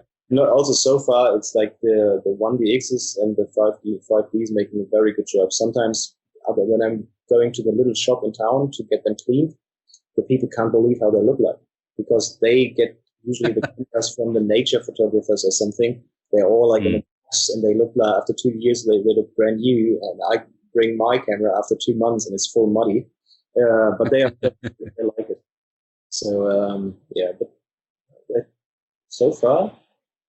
Some rider landed on my camera or something, but no, I hope they get a bit wet, fog up. This is I had like issues because at World Champs last year, because of the mask we have to wear now, we were breathing on the viewfinder. And it was so cold and wet, and while I was always breathing, and fogged up, and I used my finger to wipe it, and because of the warm finger, it created like water inside the viewfinder, not on the outside. So always, at one point, I could barely see through it. I still do, because when I saw the picture on the display, it was sharp because the autofocus was still working, but I had to barely the framing and where the rider is, and then overnight you have to open everything, put it in a dry room, and you hope your lenses and your cameras unfog. So yeah, that's like insane. Yeah, also camera bags, you have to open everything and try to get it dry overnight. Shoes, so many times, like my first years, I was just wearing Nike 6.0 to be cool. I was just didn't want to wear like ugly or like shitty hiking boots. So I had wet feet 5 minutes on the hill.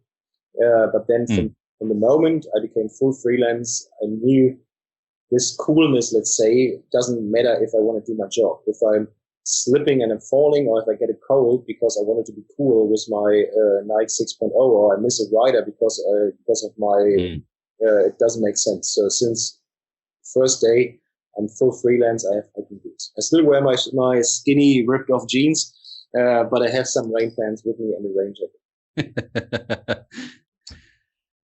How much do you think like technology is important to getting the photos? So you've obviously got like your 1DX and all the high-end stuff, but do you think sometimes you could just whip out your iPhone and get the same product?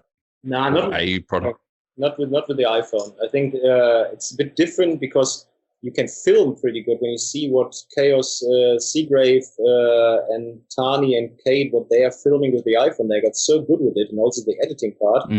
I'm impressed because I tried it with a buddy on my home trails, and we're like, yeah, I know you always have to get like the little clips when you just ride by, and it looks fast. It looks so shit, but they really like pilot with the filming.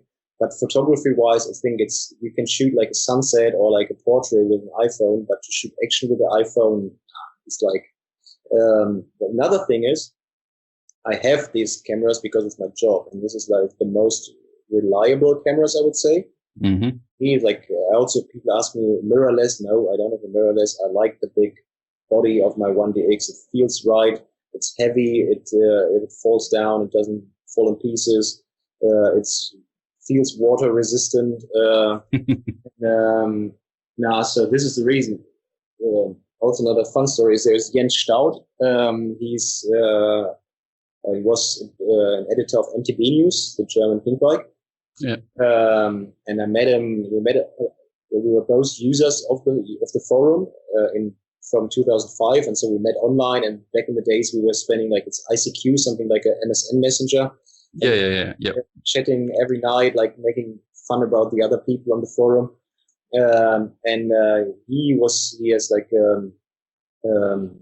He studied industry design or something. So he was always good with creating. He always was a good photographer, and I saw all the pictures he had on his profile on MTB News. And then we met in Morzine in 2007 the first time, and he had this little shitty camera with him, and I was like, "Where's your real camera?" I was like, "No, I'm using this one." So if you know how to use a camera, you don't need. It's when you can afford it, and when you are when you reach the point where it's business, you need the frames and to make sure you get the perfect body position of the rider. If you just have like 3 frames and then exactly the moment when you shoot a rock garden, sometimes you fire and you shoot 20 pictures, but you want to have exactly the best body position. When you just have 3 frames and the rider, in rock garden, you can have the weirdest body position. And then it comes to a point where you need the material because you want to do a proper job. But to start with this, for the kids, for everybody at home, you need to buy 1DX. Don't buy 1DX because it's super expensive and too heavy. That's something you feel comfortable with and you can afford. I started with like a Nikon D50, I think was it back when I was racing. after my race, I had a kit lens on it, like the shit. I can't remember. It was 2006 or something. So after my race runs, I just dropped off my bike, grabbed my camera, and was running up the hill and took pictures of the elite guys coming down. So, and you can do it with an iPhone. I don't say you can't, but with an iPhone, it's for video. I would say it's way better than for pictures. And you kind of don't learn the aperture, the ISO, and all your kind of settings, right? You don't understand how they relate to each other. I think you can shoot it in full RAW, so you have to do the full setup, but it's different. It's like to really like. I just had a date with a girl, and she was like, "Oh, can I show you my camera?" And she bought a Leica. I was like, "Oh, just $3,500, for my hiking pictures." I was like, "Interesting." And but she wanted to have some settings, but it's not like to get some settings. I mean, like you can give her like a feeling what makes a difference, but play around as much as you can. Shoot everything. It doesn't cost anything. You know? It's not like film, like and to understand what is possible, play with light, play with settings, and shoot as much as you can. And it's like just go crazy, like and you can do it with every camera, each camera. Doesn't matter, $6,000 or €500 or something. And but with an iPhone, like I think it's still like if you want to take pictures of your food or like objects, which is like portraits or your bike, you can do it, but action is different, I would say. Yeah, for sure. Have depth of field, it's just sometimes it's easier to shoot a sunset or a sunrise with an iPhone because it processes the pictures while taking it. With 3x, you can set it up for the highlights, or you set the aperture for one thing, and then you have to work on it on the computer. But the iPhone is like, oh, that looks way nicer. Yeah, just does it for you. Yeah. We'll start wrapping things up, and I've got like 3 questions I always like to ask people at the end of the podcast. What advice would you give to someone that wants to end up becoming like a professional photographer or shooter, or someone that just wants to get into the media industry in general? What advice would you have for those guys?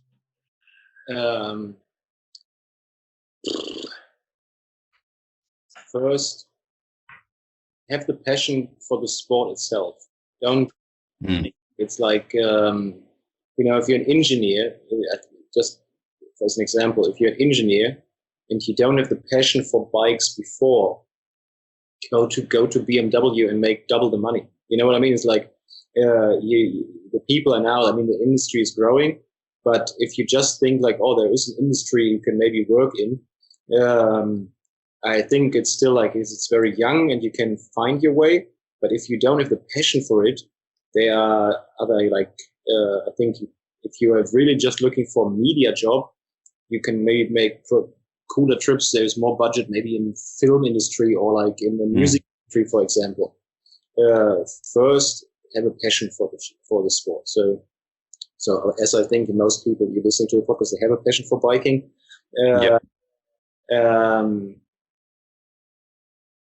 Just try it. Don't go to a race and take pictures for yourself. Don't go, as we said it before, don't go to a race and just send a message to like a team, say like, hey, can I work? It's the same as like when I was with the magazine, we got emails or messages from kids. Hey, how can I get sponsors?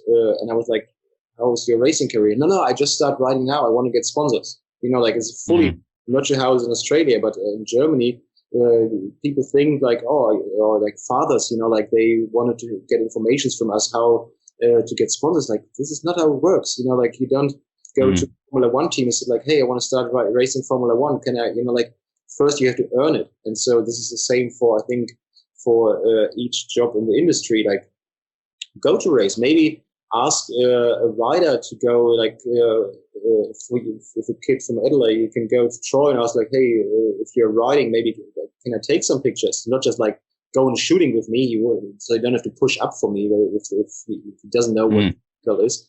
But if maybe ask on a training day, if he's riding anyway and he's doing maybe shuttle runs or something, just ask nicely, and he would say if he maybe has like products he can't show or something. If you work around, don't don't take time away. Don't ask for like, just ask like if it's possible to take some pictures. And while he's like, you can start with, while he's getting changed, you can get some portraits without him taking his time away. Go to a race, hang out at a race. There's so many people out there. If it's too hard because of accreditation, then if you can't get one, don't say like, I don't shoot it. Then you shoot stuff you can shoot. And maybe sometimes it's a fully different perspective. Like if you're not allowed to get spectators in, get creative. There's so many ways to do it. It's also a thing. Sometimes you see pictures of someone maybe without clients, and he gets fully creative. He gets the craziest pans, but because we play around with, let's say, with riders, it's always a good thing if you get like a super low shutter speed pan shot of one of your clients and it works out, but you're risking something. You can't like for 2 hours and then you have like after 2 hours not a single shot because it just didn't work out. So you're taking the risk. We still do it for ourselves. But as you are free and you have no clients, you can go fucking freaking crazy and like try everything you can, because we have to deliver. Our clients would not appreciate if we say like, hey, I have one sick pan shot, but I fucked up all the others. Just try it. I was lucky that I went to my first race in Villingen, Wheels of Speed. There was like when there was a World Cup in Villingen, they had 1 year of speed, like a high donated. There was big prize money. This is how they got the riders. And I think I got a double page in Freeride magazine because I got a shot. There was actually an editor of Freeride magazine training that he was a good rider, and he was working on a story with Chris Kovari. So I think they were riding together, and this was his story. But I got a shot of them both in the air just with my little kit camera. So it worked perfect for his story. So they bought it for €250. You can't. It's not about getting much out of it, but this is sometimes luck is a part of it, and don't try too hard. Is also, I think too many people. To be honest, funnily, my mom sent me a picture of a newspaper when I was 13. When I was this is how I started. Also, photography was taking pictures of graffiti, and I won. There was like a kids photo contest, and I won with one picture. And I was 13, and it says like, oh, maybe one day I want to be a professional photographer. I totally forgot about all when I was 16, I started partying and all this stuff. So I stopped taking pictures, and I was just a party kid. And even after, when I was working with Sven, I thought like, I have my magazine job. I can make my living I just want to be laying next to the track in the dirt. So I was never trying hard. This is also like, I think a lot of people, as I said, when people think they have to network or socialize to just stay next to someone and maybe get into a conversation this is like not how you can feel. Like if someone is trying too hard, it's good if you have some passion and some energy, but don't try too hard. It's always a weird feel. You know what I mean? It's like sometimes people try like they want it to be too nice. Be you. Like if you don't like someone, don't try to have a conversation with them just because you think you can get something out of it. Like just be you. Yeah. And so that's the part. Go to an event, talk to a rider. Maybe if it's possible to go to a motocross track. They just do laps. You don't need. Don't get overrun by a motocross track. Don't be stupid. But but if there's a motocross track, there are always spots where you can shoot. You can try panning. You can get creative. A racetrack, you can shoot everywhere. So and maybe if you feel confident, don't also. Too many people are too confident. You will never say me hearing, oh, I got so many bangers today, because I'm my biggest critic. Even if I had a good day, sometimes you sit on the computers and I look at Sven's and Dan's Max books, and I'm like, fuck, they're so better. Why haven't I seen this sport? Why have they got this? But they also look at my computer and think the same. So you need a balance between like self-criticism and like being stoked about what you got. I know I heard people say, when they tell me like, oh, I got so many bangers, and like it's like, yeah, now. So this is like, if you feel confident enough, maybe ask the team, like if it's a national race or something, if you can just hang out a bit and get a bit more like Don't ask for money.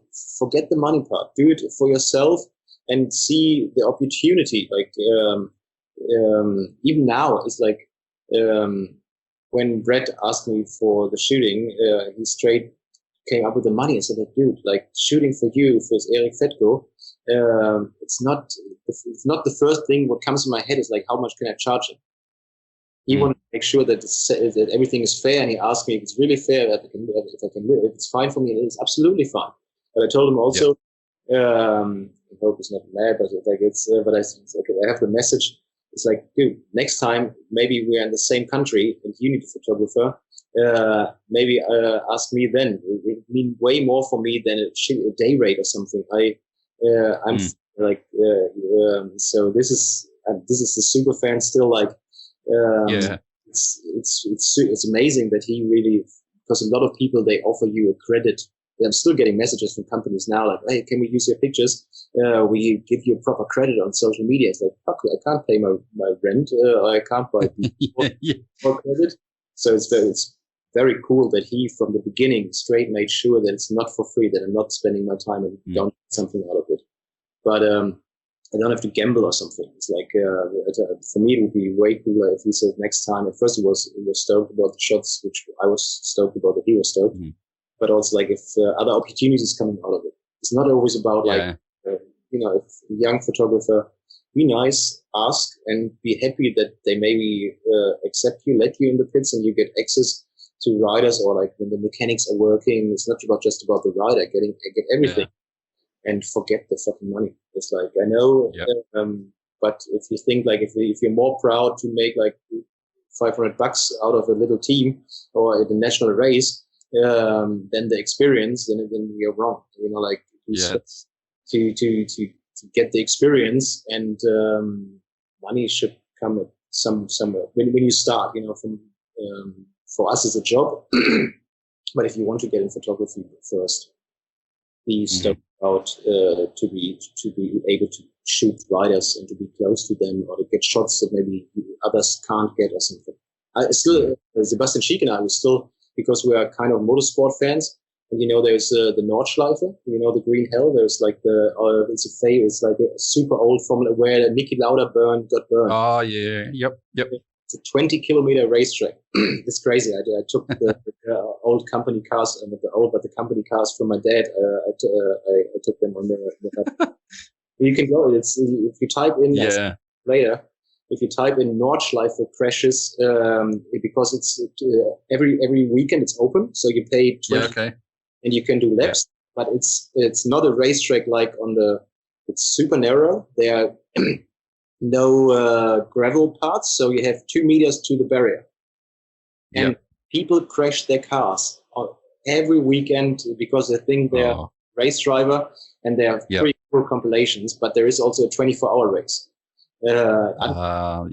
It's overlapping with our races, but Sebastian Schick and I were thinking about to offer our photo service, not for money, to a race team to be able to document a completely different sport. And I wouldn't even, if I would contact a race team, I would show them maybe to create a portfolio, but I don't have access to this, so I would do it for free. It's a passion project. Just to be able to have like pit access to and also it's a 24-hour race. Imagine people after 20 hours racing, like how tired they are, the portraits you get, the moments you can share, and also you have time to go around on the track. You have the night, in all the days, massive crowds. It's a party area before COVID. In the center. And I wouldn't even ask for, I would pay my expenses by myself because it was something I would like to do. And so it took a bit longer to come to a point if you want to get into media, just be passionate about it and train, play around, learn, and forget the money. You can have it as a dream, but put it a bit away and first get experience. And also, before you offer your service to a client for a World Cup team, for example, and you have never done a full season, do a full season. Money, do a shit job, save money, do a season first. Maybe have a little client. If you disappoint someone because you never traveled the world before, and now it's even more special with COVID. But before, if you never traveled the world before, and then the hours you're working, if you've never been at 2 degrees in Fort William with such heavy, the wind is coming from the side because it's so windy and it's pissing down. And if you still have a smile on your face and you like what you're doing, then think about it. Then you're on the right spot. If you feel like this separates, or if you are in Cairns and in the jungle and it's pissing down, or if you're in the heat in 35, 38 degrees heat and you have no shade and burn because you don't have sunscreen and all this stuff. So there's so much more to it, and it looks cool. I know, like what we're doing, it looks like we're traveling the world. We're buddies with the riders. We have fun stuff on squids on tour, but it's a fucking hard job. And and if you have done a season and you're still smiling and you are not like, what the fuck is going on there? Because not everybody is making like big money out of it. For most people, it's a passion thing. And so next question. Well, I remember you should check out. Have you heard of Larry Chen? Again? Have you heard of Larry Chen? He's a photographer for cars. He did a really, really good. Is he doing the drift stuff? Yeah, with like Hoonigan and stuff like that. He shot the. I can't remember if it was the Nürburgring or he shot a 24-hour race. There's a really good YouTube video. I don't know if you've seen it. I haven't seen stuff from him personally, or not much, because Sebastian Schiek, the other German photographer, he's a massive fan of cars, and like if I would win in the lottery, Sebastian, if you hear this, I still would buy you a BMW M2 because it's his favorite car. But he told me about it because there was also something he has like they were talking about how many pictures he takes at a drift race, and it was 25 crazy numbers. So this is why I remember the name. But if you want to check some Formula One photography out, I found one of these guys, Vladimir Rees. It's a Formula One photographer pretty early when he was low on followers, and I told everybody in the mountain bike scene to follow him. It's not that he has more now, but there are quite a few mountain bike people follow him because his work is amazing. And then it's Darren Heath. It's I think a British guy living in New Zealand. It's Heath Poe, POV. And Sven was like, check him out. He's like Vladimir Rees on LSD. And he's doing it for 31 years or 32 years now. And I want to buy a picture from him. But it's not selling directly, so it's a tough one from New Zealand. And I have it like in big. It's a crazy pan shot. I can also show you later. It's like in Bahrain with a 1.5 of a second pan with like all in the dark. That's huge. Well, it's pretty cool. So I will check out the video of if it's the 24-hour race I was talking about. It's cool. It really goes into some depth. It's rad. I like this. Have you watched the Formula One documentary on Netflix? I can't remember the name. Drive to Survive, is it? Yeah. I don't like Formula One at all. Like, I hate it. But I watched that documentary and it's rad. It's really good. I mean, I was into Formula One when I was younger. I also worked for a Formula 3 team when I was 20 or 21 as a helping mechanic. So and then I lost track fully. But Sebastian, like so many people outside, not even like Formula One fans, they told me like, hey, have you seen this documentary? I was like, you're not into Formula One, but that was good. And I don't have Netflix, so I never watched it. And then last year in Italy, Sebastian Schiek, we were staying together and we had like a day off and we watched like the full season. Because he knew it before he had to rewatch it because of me, and I was driving him nuts because like, should we maybe skip training and watch season 2? Produced so freaking well. It's unbelievable. It's like season 1 I preferred for season 2 because when big names came in, like Hamilton is not I mean, it's amazing what he's doing, but I preferred the season 1 when it was not about the big teams, when it was about the let's say not privateer, download would be privateers, but smaller teams. One question for you as well. Like, I just forgot to ask it, but I have no idea where I'm going tattooed on your chest. No fucking idea where I'm going. Yeah, that's the one. Some people always want these like hidden motives and stuff in their tattoos, but that was quite out there. What was the story behind that? I think it was my second tattoo at all. So like I said, the first one was about boobs, spikes, and beer on my leg, which is obvious. It's all about boobs, spikes, and beer. And then like I have let's say a bit more tattooed family, but I was never.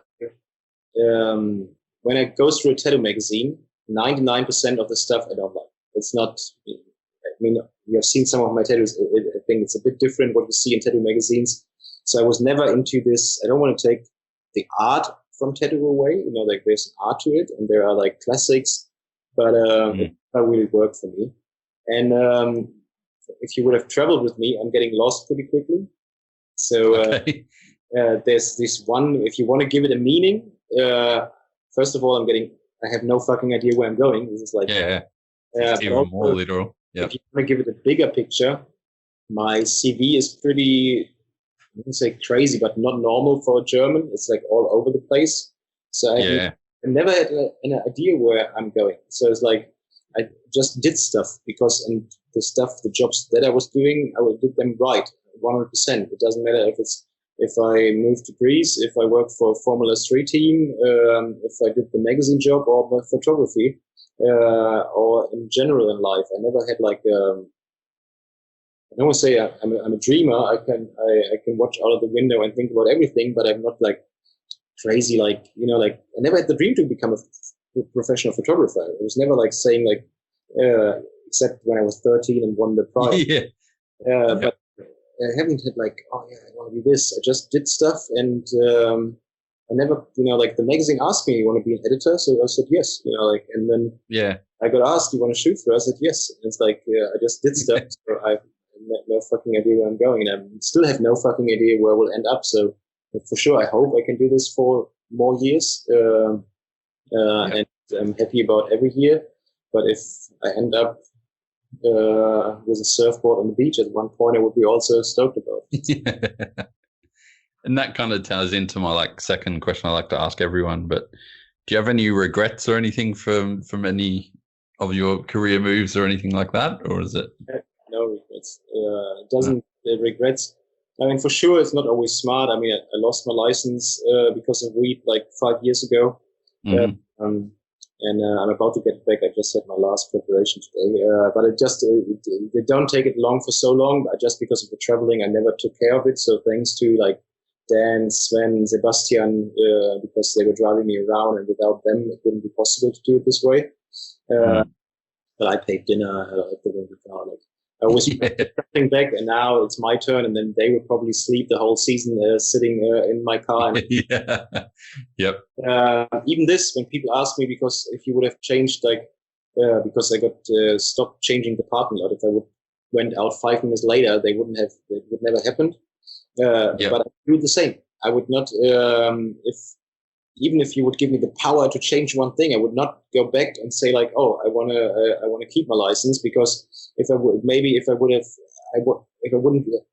change a little bit of my life, it doesn't matter at good point, maybe I would not sit here with you now. So no, it's like, even if you fucked it up with the coolest chick ever and you split up, or like, it doesn't matter. Like, I would not change a thing. It's, I mean, easy thinking, because I'm sitting here and I'm smiling and I'm happy even in COVID times. But I also did a lot of stupid stuff, and but no, it's like I want to be here right now, and it's different when you live on the street, for sure. Like, someone, there must be a major fuck up and they would like to change it. So I don't want to take it away. I don't want to. It doesn't work for everybody, but I'm sitting here. I'm happy, and no regrets. Perfect.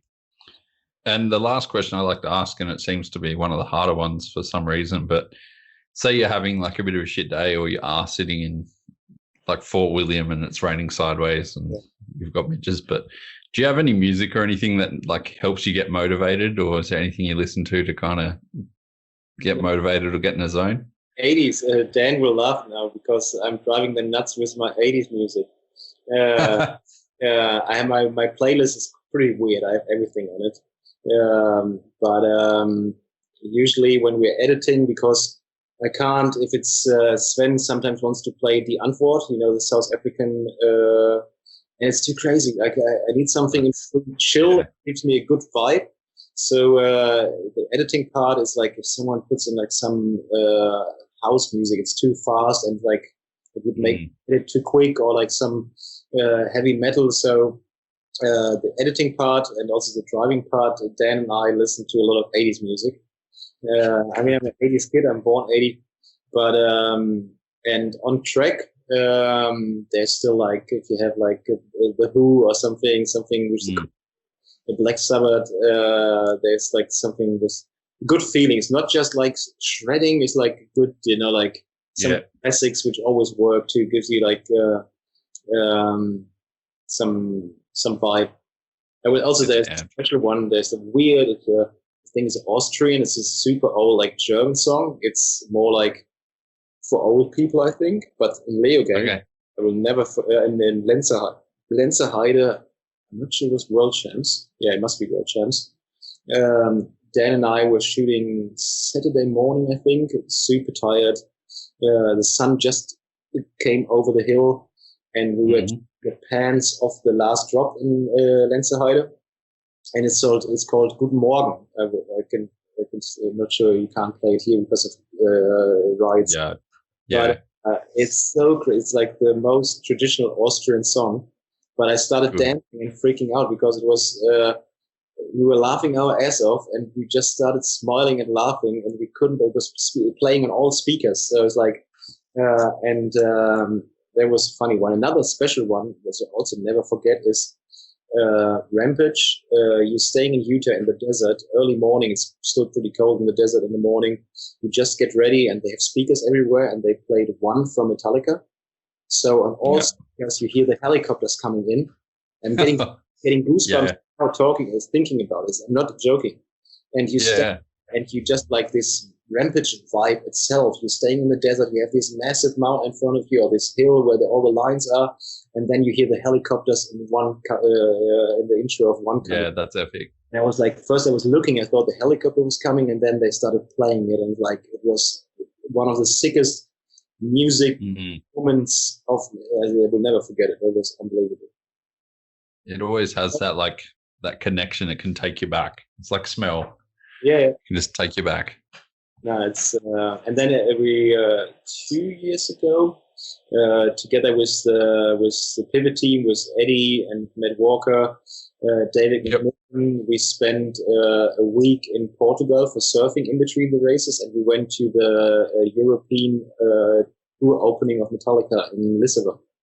Oh, sick! Yeah. And then they luckily played once, so it was also pretty special.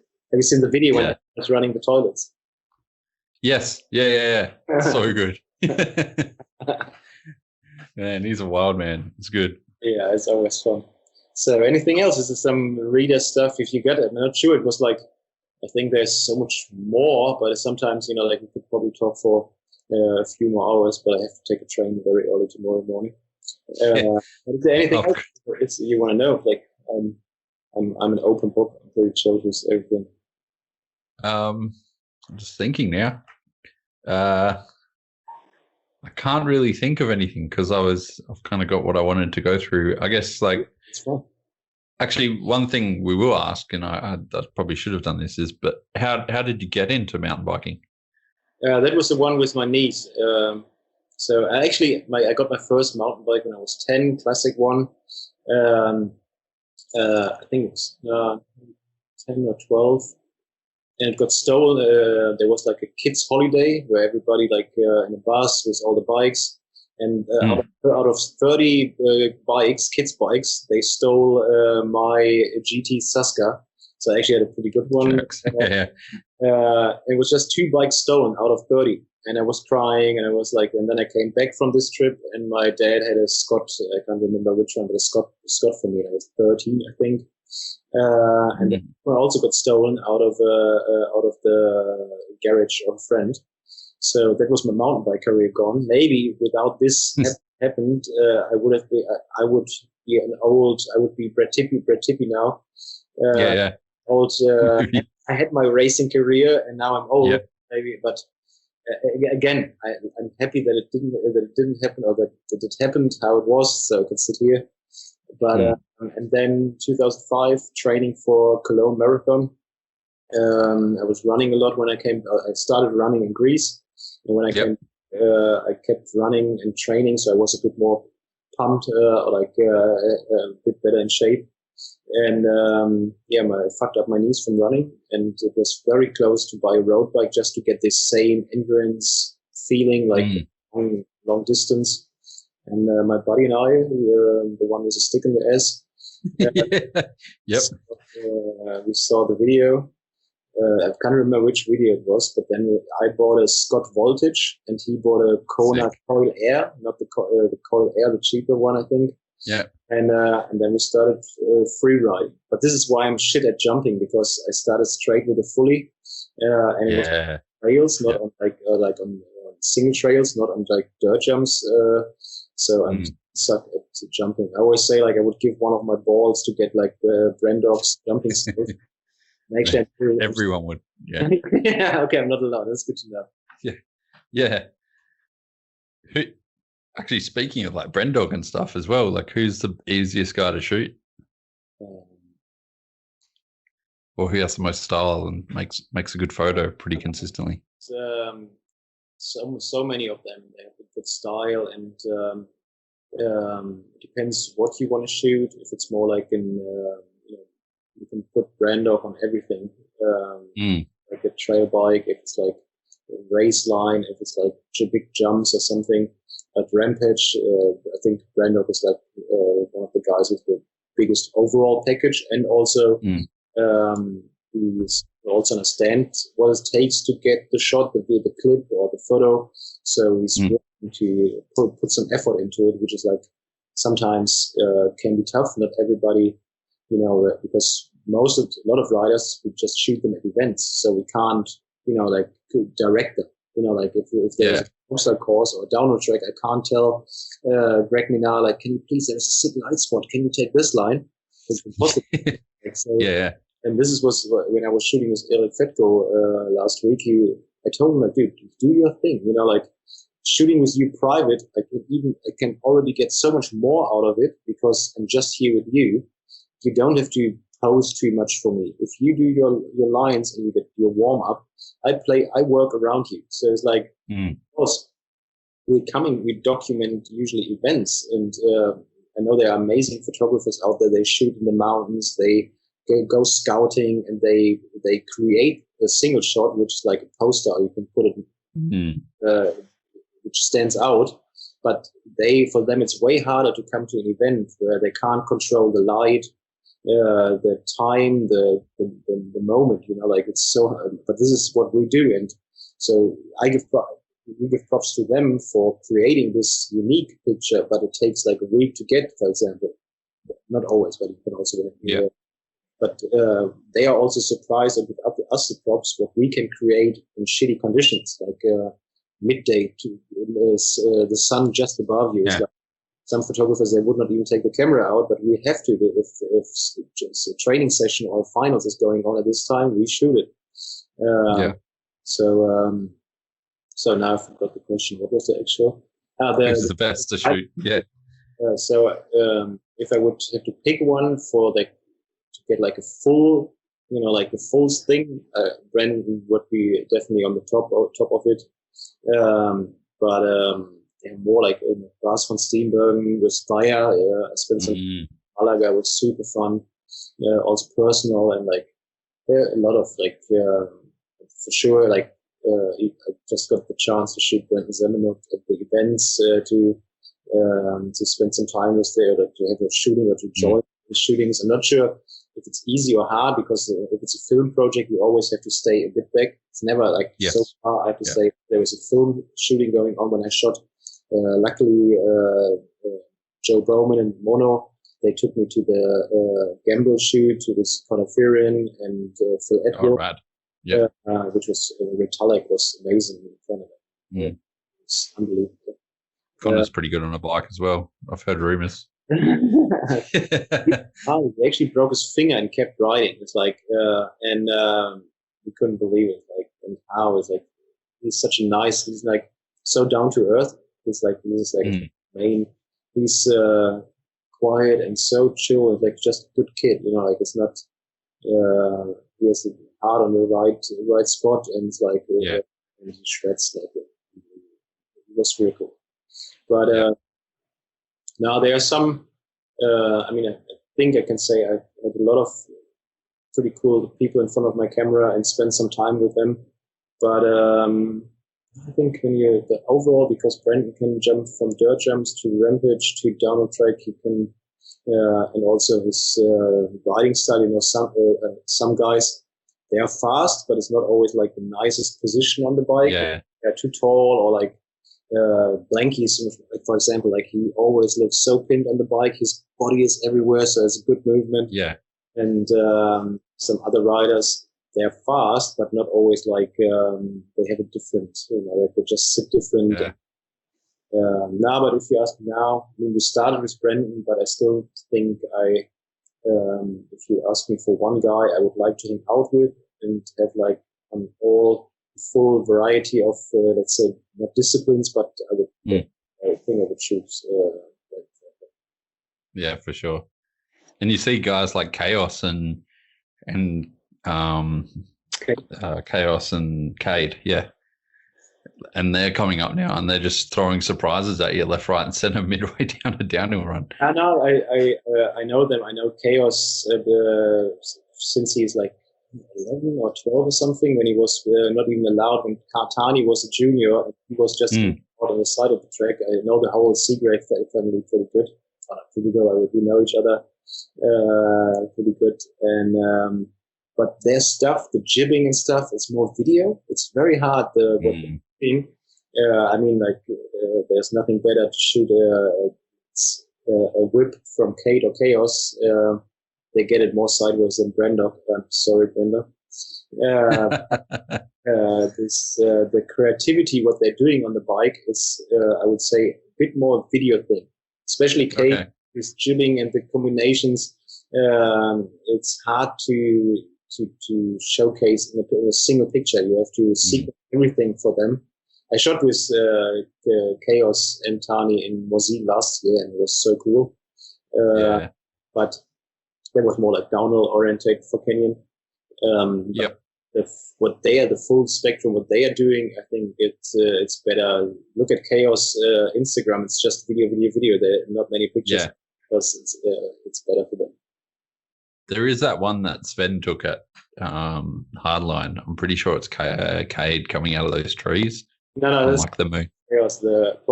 I had a similar shot. Yeah. The portrait with the full size of the trees with the Hardline sign on the little jump. Yeah, I had a similar picture. But we were staying next to each other. But I know it could be yours. No. It's Sven's. It wasn't a story, and Chaos put it in his story that it was one of his all-time favorites. I was when I saw that he put it in his story, I was like, you fucker. I was lucky with like at the same jump. I think it was a year after or the same year, but it was foggy in the morning, and it was I thought like it's just like you have like. It's kind of diagonal. It's like you have like the dark trees, but all the others is in the white. And I thought it will be the shot, but it was so misty, so the camera, the focus wasn't working properly because there was so much like water in the air, so the focus wasn't perfect. And I was like, "Fuck, it just doesn't work." And then for Brendan, luckily it worked, and it's also one of my favorite shots. Yeah, sick. Do you have a favorite event to shoot that's outside of racing? Outside of racing, I mean, like if you count in the slopes there's also, you mean competition, or like because I know you mean like racing, like but EWS. I always say, like, if you have to, because I'm shooting the downhill World Cup, cross country, if it's overlapping, if it's together, EWS and Crankworks, I would always, if I have to choose one, downhill would be always downhill. I love shooting EWS, traveling around the world. I love shooting all the different disciplines at Crankworks, but if I have to choose one, it would always be downhill. Then, okay. Yeah. Why's that? No, this is how I started, and I think it's still like the top. Like, I mean, I know, like, I don't want to take it away from slopestyle. What the guys are doing is like also in the top, and even the same with the EWS. It's are the best in the world, but the intensity, I love racing, and like the aggressive, like EWS, they are very controlled. You have to like ride consistent, which not always looks like shredding. You know what I mean? It's like sometimes Sam Hill and Martin Mays, they're winning, or like Richie Root looks a bit more aggressive, but they're just controlled. It's not just about ripping one corner. You have to ride smart all the way down and over more stages. And World Cup is always full gas. It's like, and that's what that's what I like. There's one I shot one festival. Usually, actually, I would go to Mexico in 2 weeks, but I had to cancel it because of all the restrictions and like all this stuff. Unfortunately, it would be a free ride event from Johnny Salido. He invited me. Oh, cool! Yeah, I was so stoked to go. Also because it's his dream. He's realizing, and he asked me if I would like to come, and he wanted to invite me.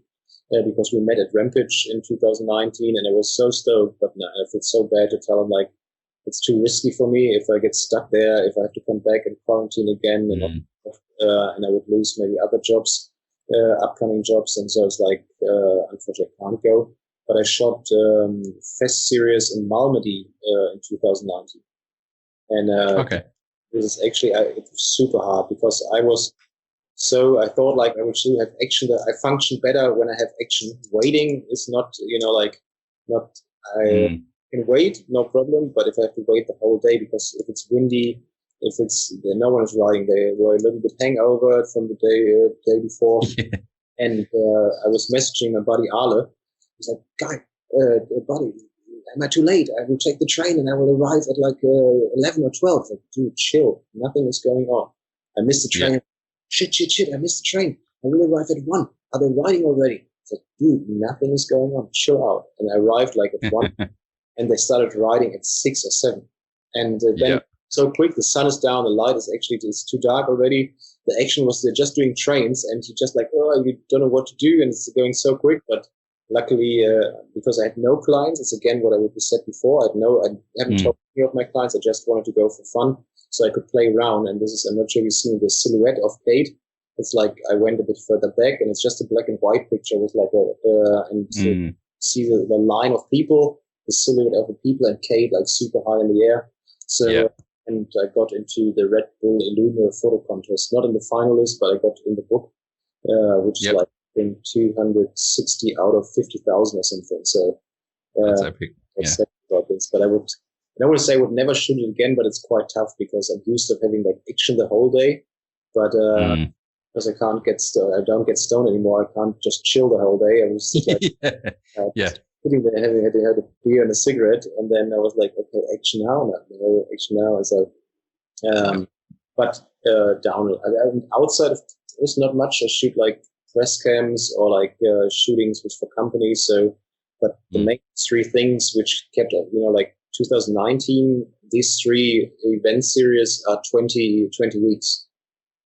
Yeah, true. All together. So there's not much. I'm always happy if I can squeeze something in. COVID last year, I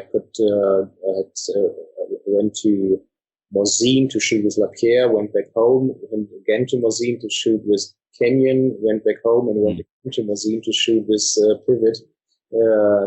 For 3 weeks, 3 separate weeks in Morzine, so it was cool to shoot just something different. And was last year one of the first years you weren't allowed into the pits to shoot?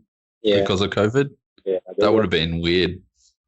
I mean, we had to adapt to it. It was because it's big part for Sven, Dan, and me because of the vital thing, because of the bigger picture, to do the interviews, to also shooting is not, as I said, it's not just action. Can you hear me? Yeah. It's not, as I said, it's not just action. Shooting portraits. I mean, if Louis or someone is sitting fully muddy in the corner of the pits, or is talking to the mechanic, shooting parts on the bike, there was so much more to it than just shooting action. So that was definitely a missing part. But we had to make the best out of it and to help because they had like a COVID protocol, and everybody would stick to it. It was first when they said like, let's do it, Leogang is happening. I was like, seriously? If I would tell some of my non-biking friends I'm going to Leogang to World Champs, and they're coming people from all over the world in one city to mountain bike, they would be like, did you guys heard about COVID? You know, like it didn't sound smart at this point for me, because I wouldn't tell my clients like, no, I'm the responsible one, I'm not going. If something is happening, I will be there. But luckily they did, and they had like a lot of problems. We got tested, and you know, like you got separated, the team bubbles and everything, and it worked out. Could have if it would have failed, and they would have like a big spreader and like a lot of cases, and the grid would be shit for this year. But it worked out. Actually, was a good sign that we still can have races even in COVID times. Yeah.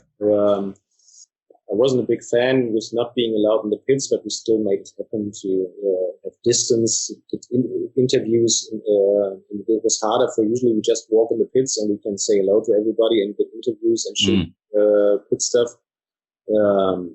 So we had to, first of all, we were just happy to shoot something after like a summer at home.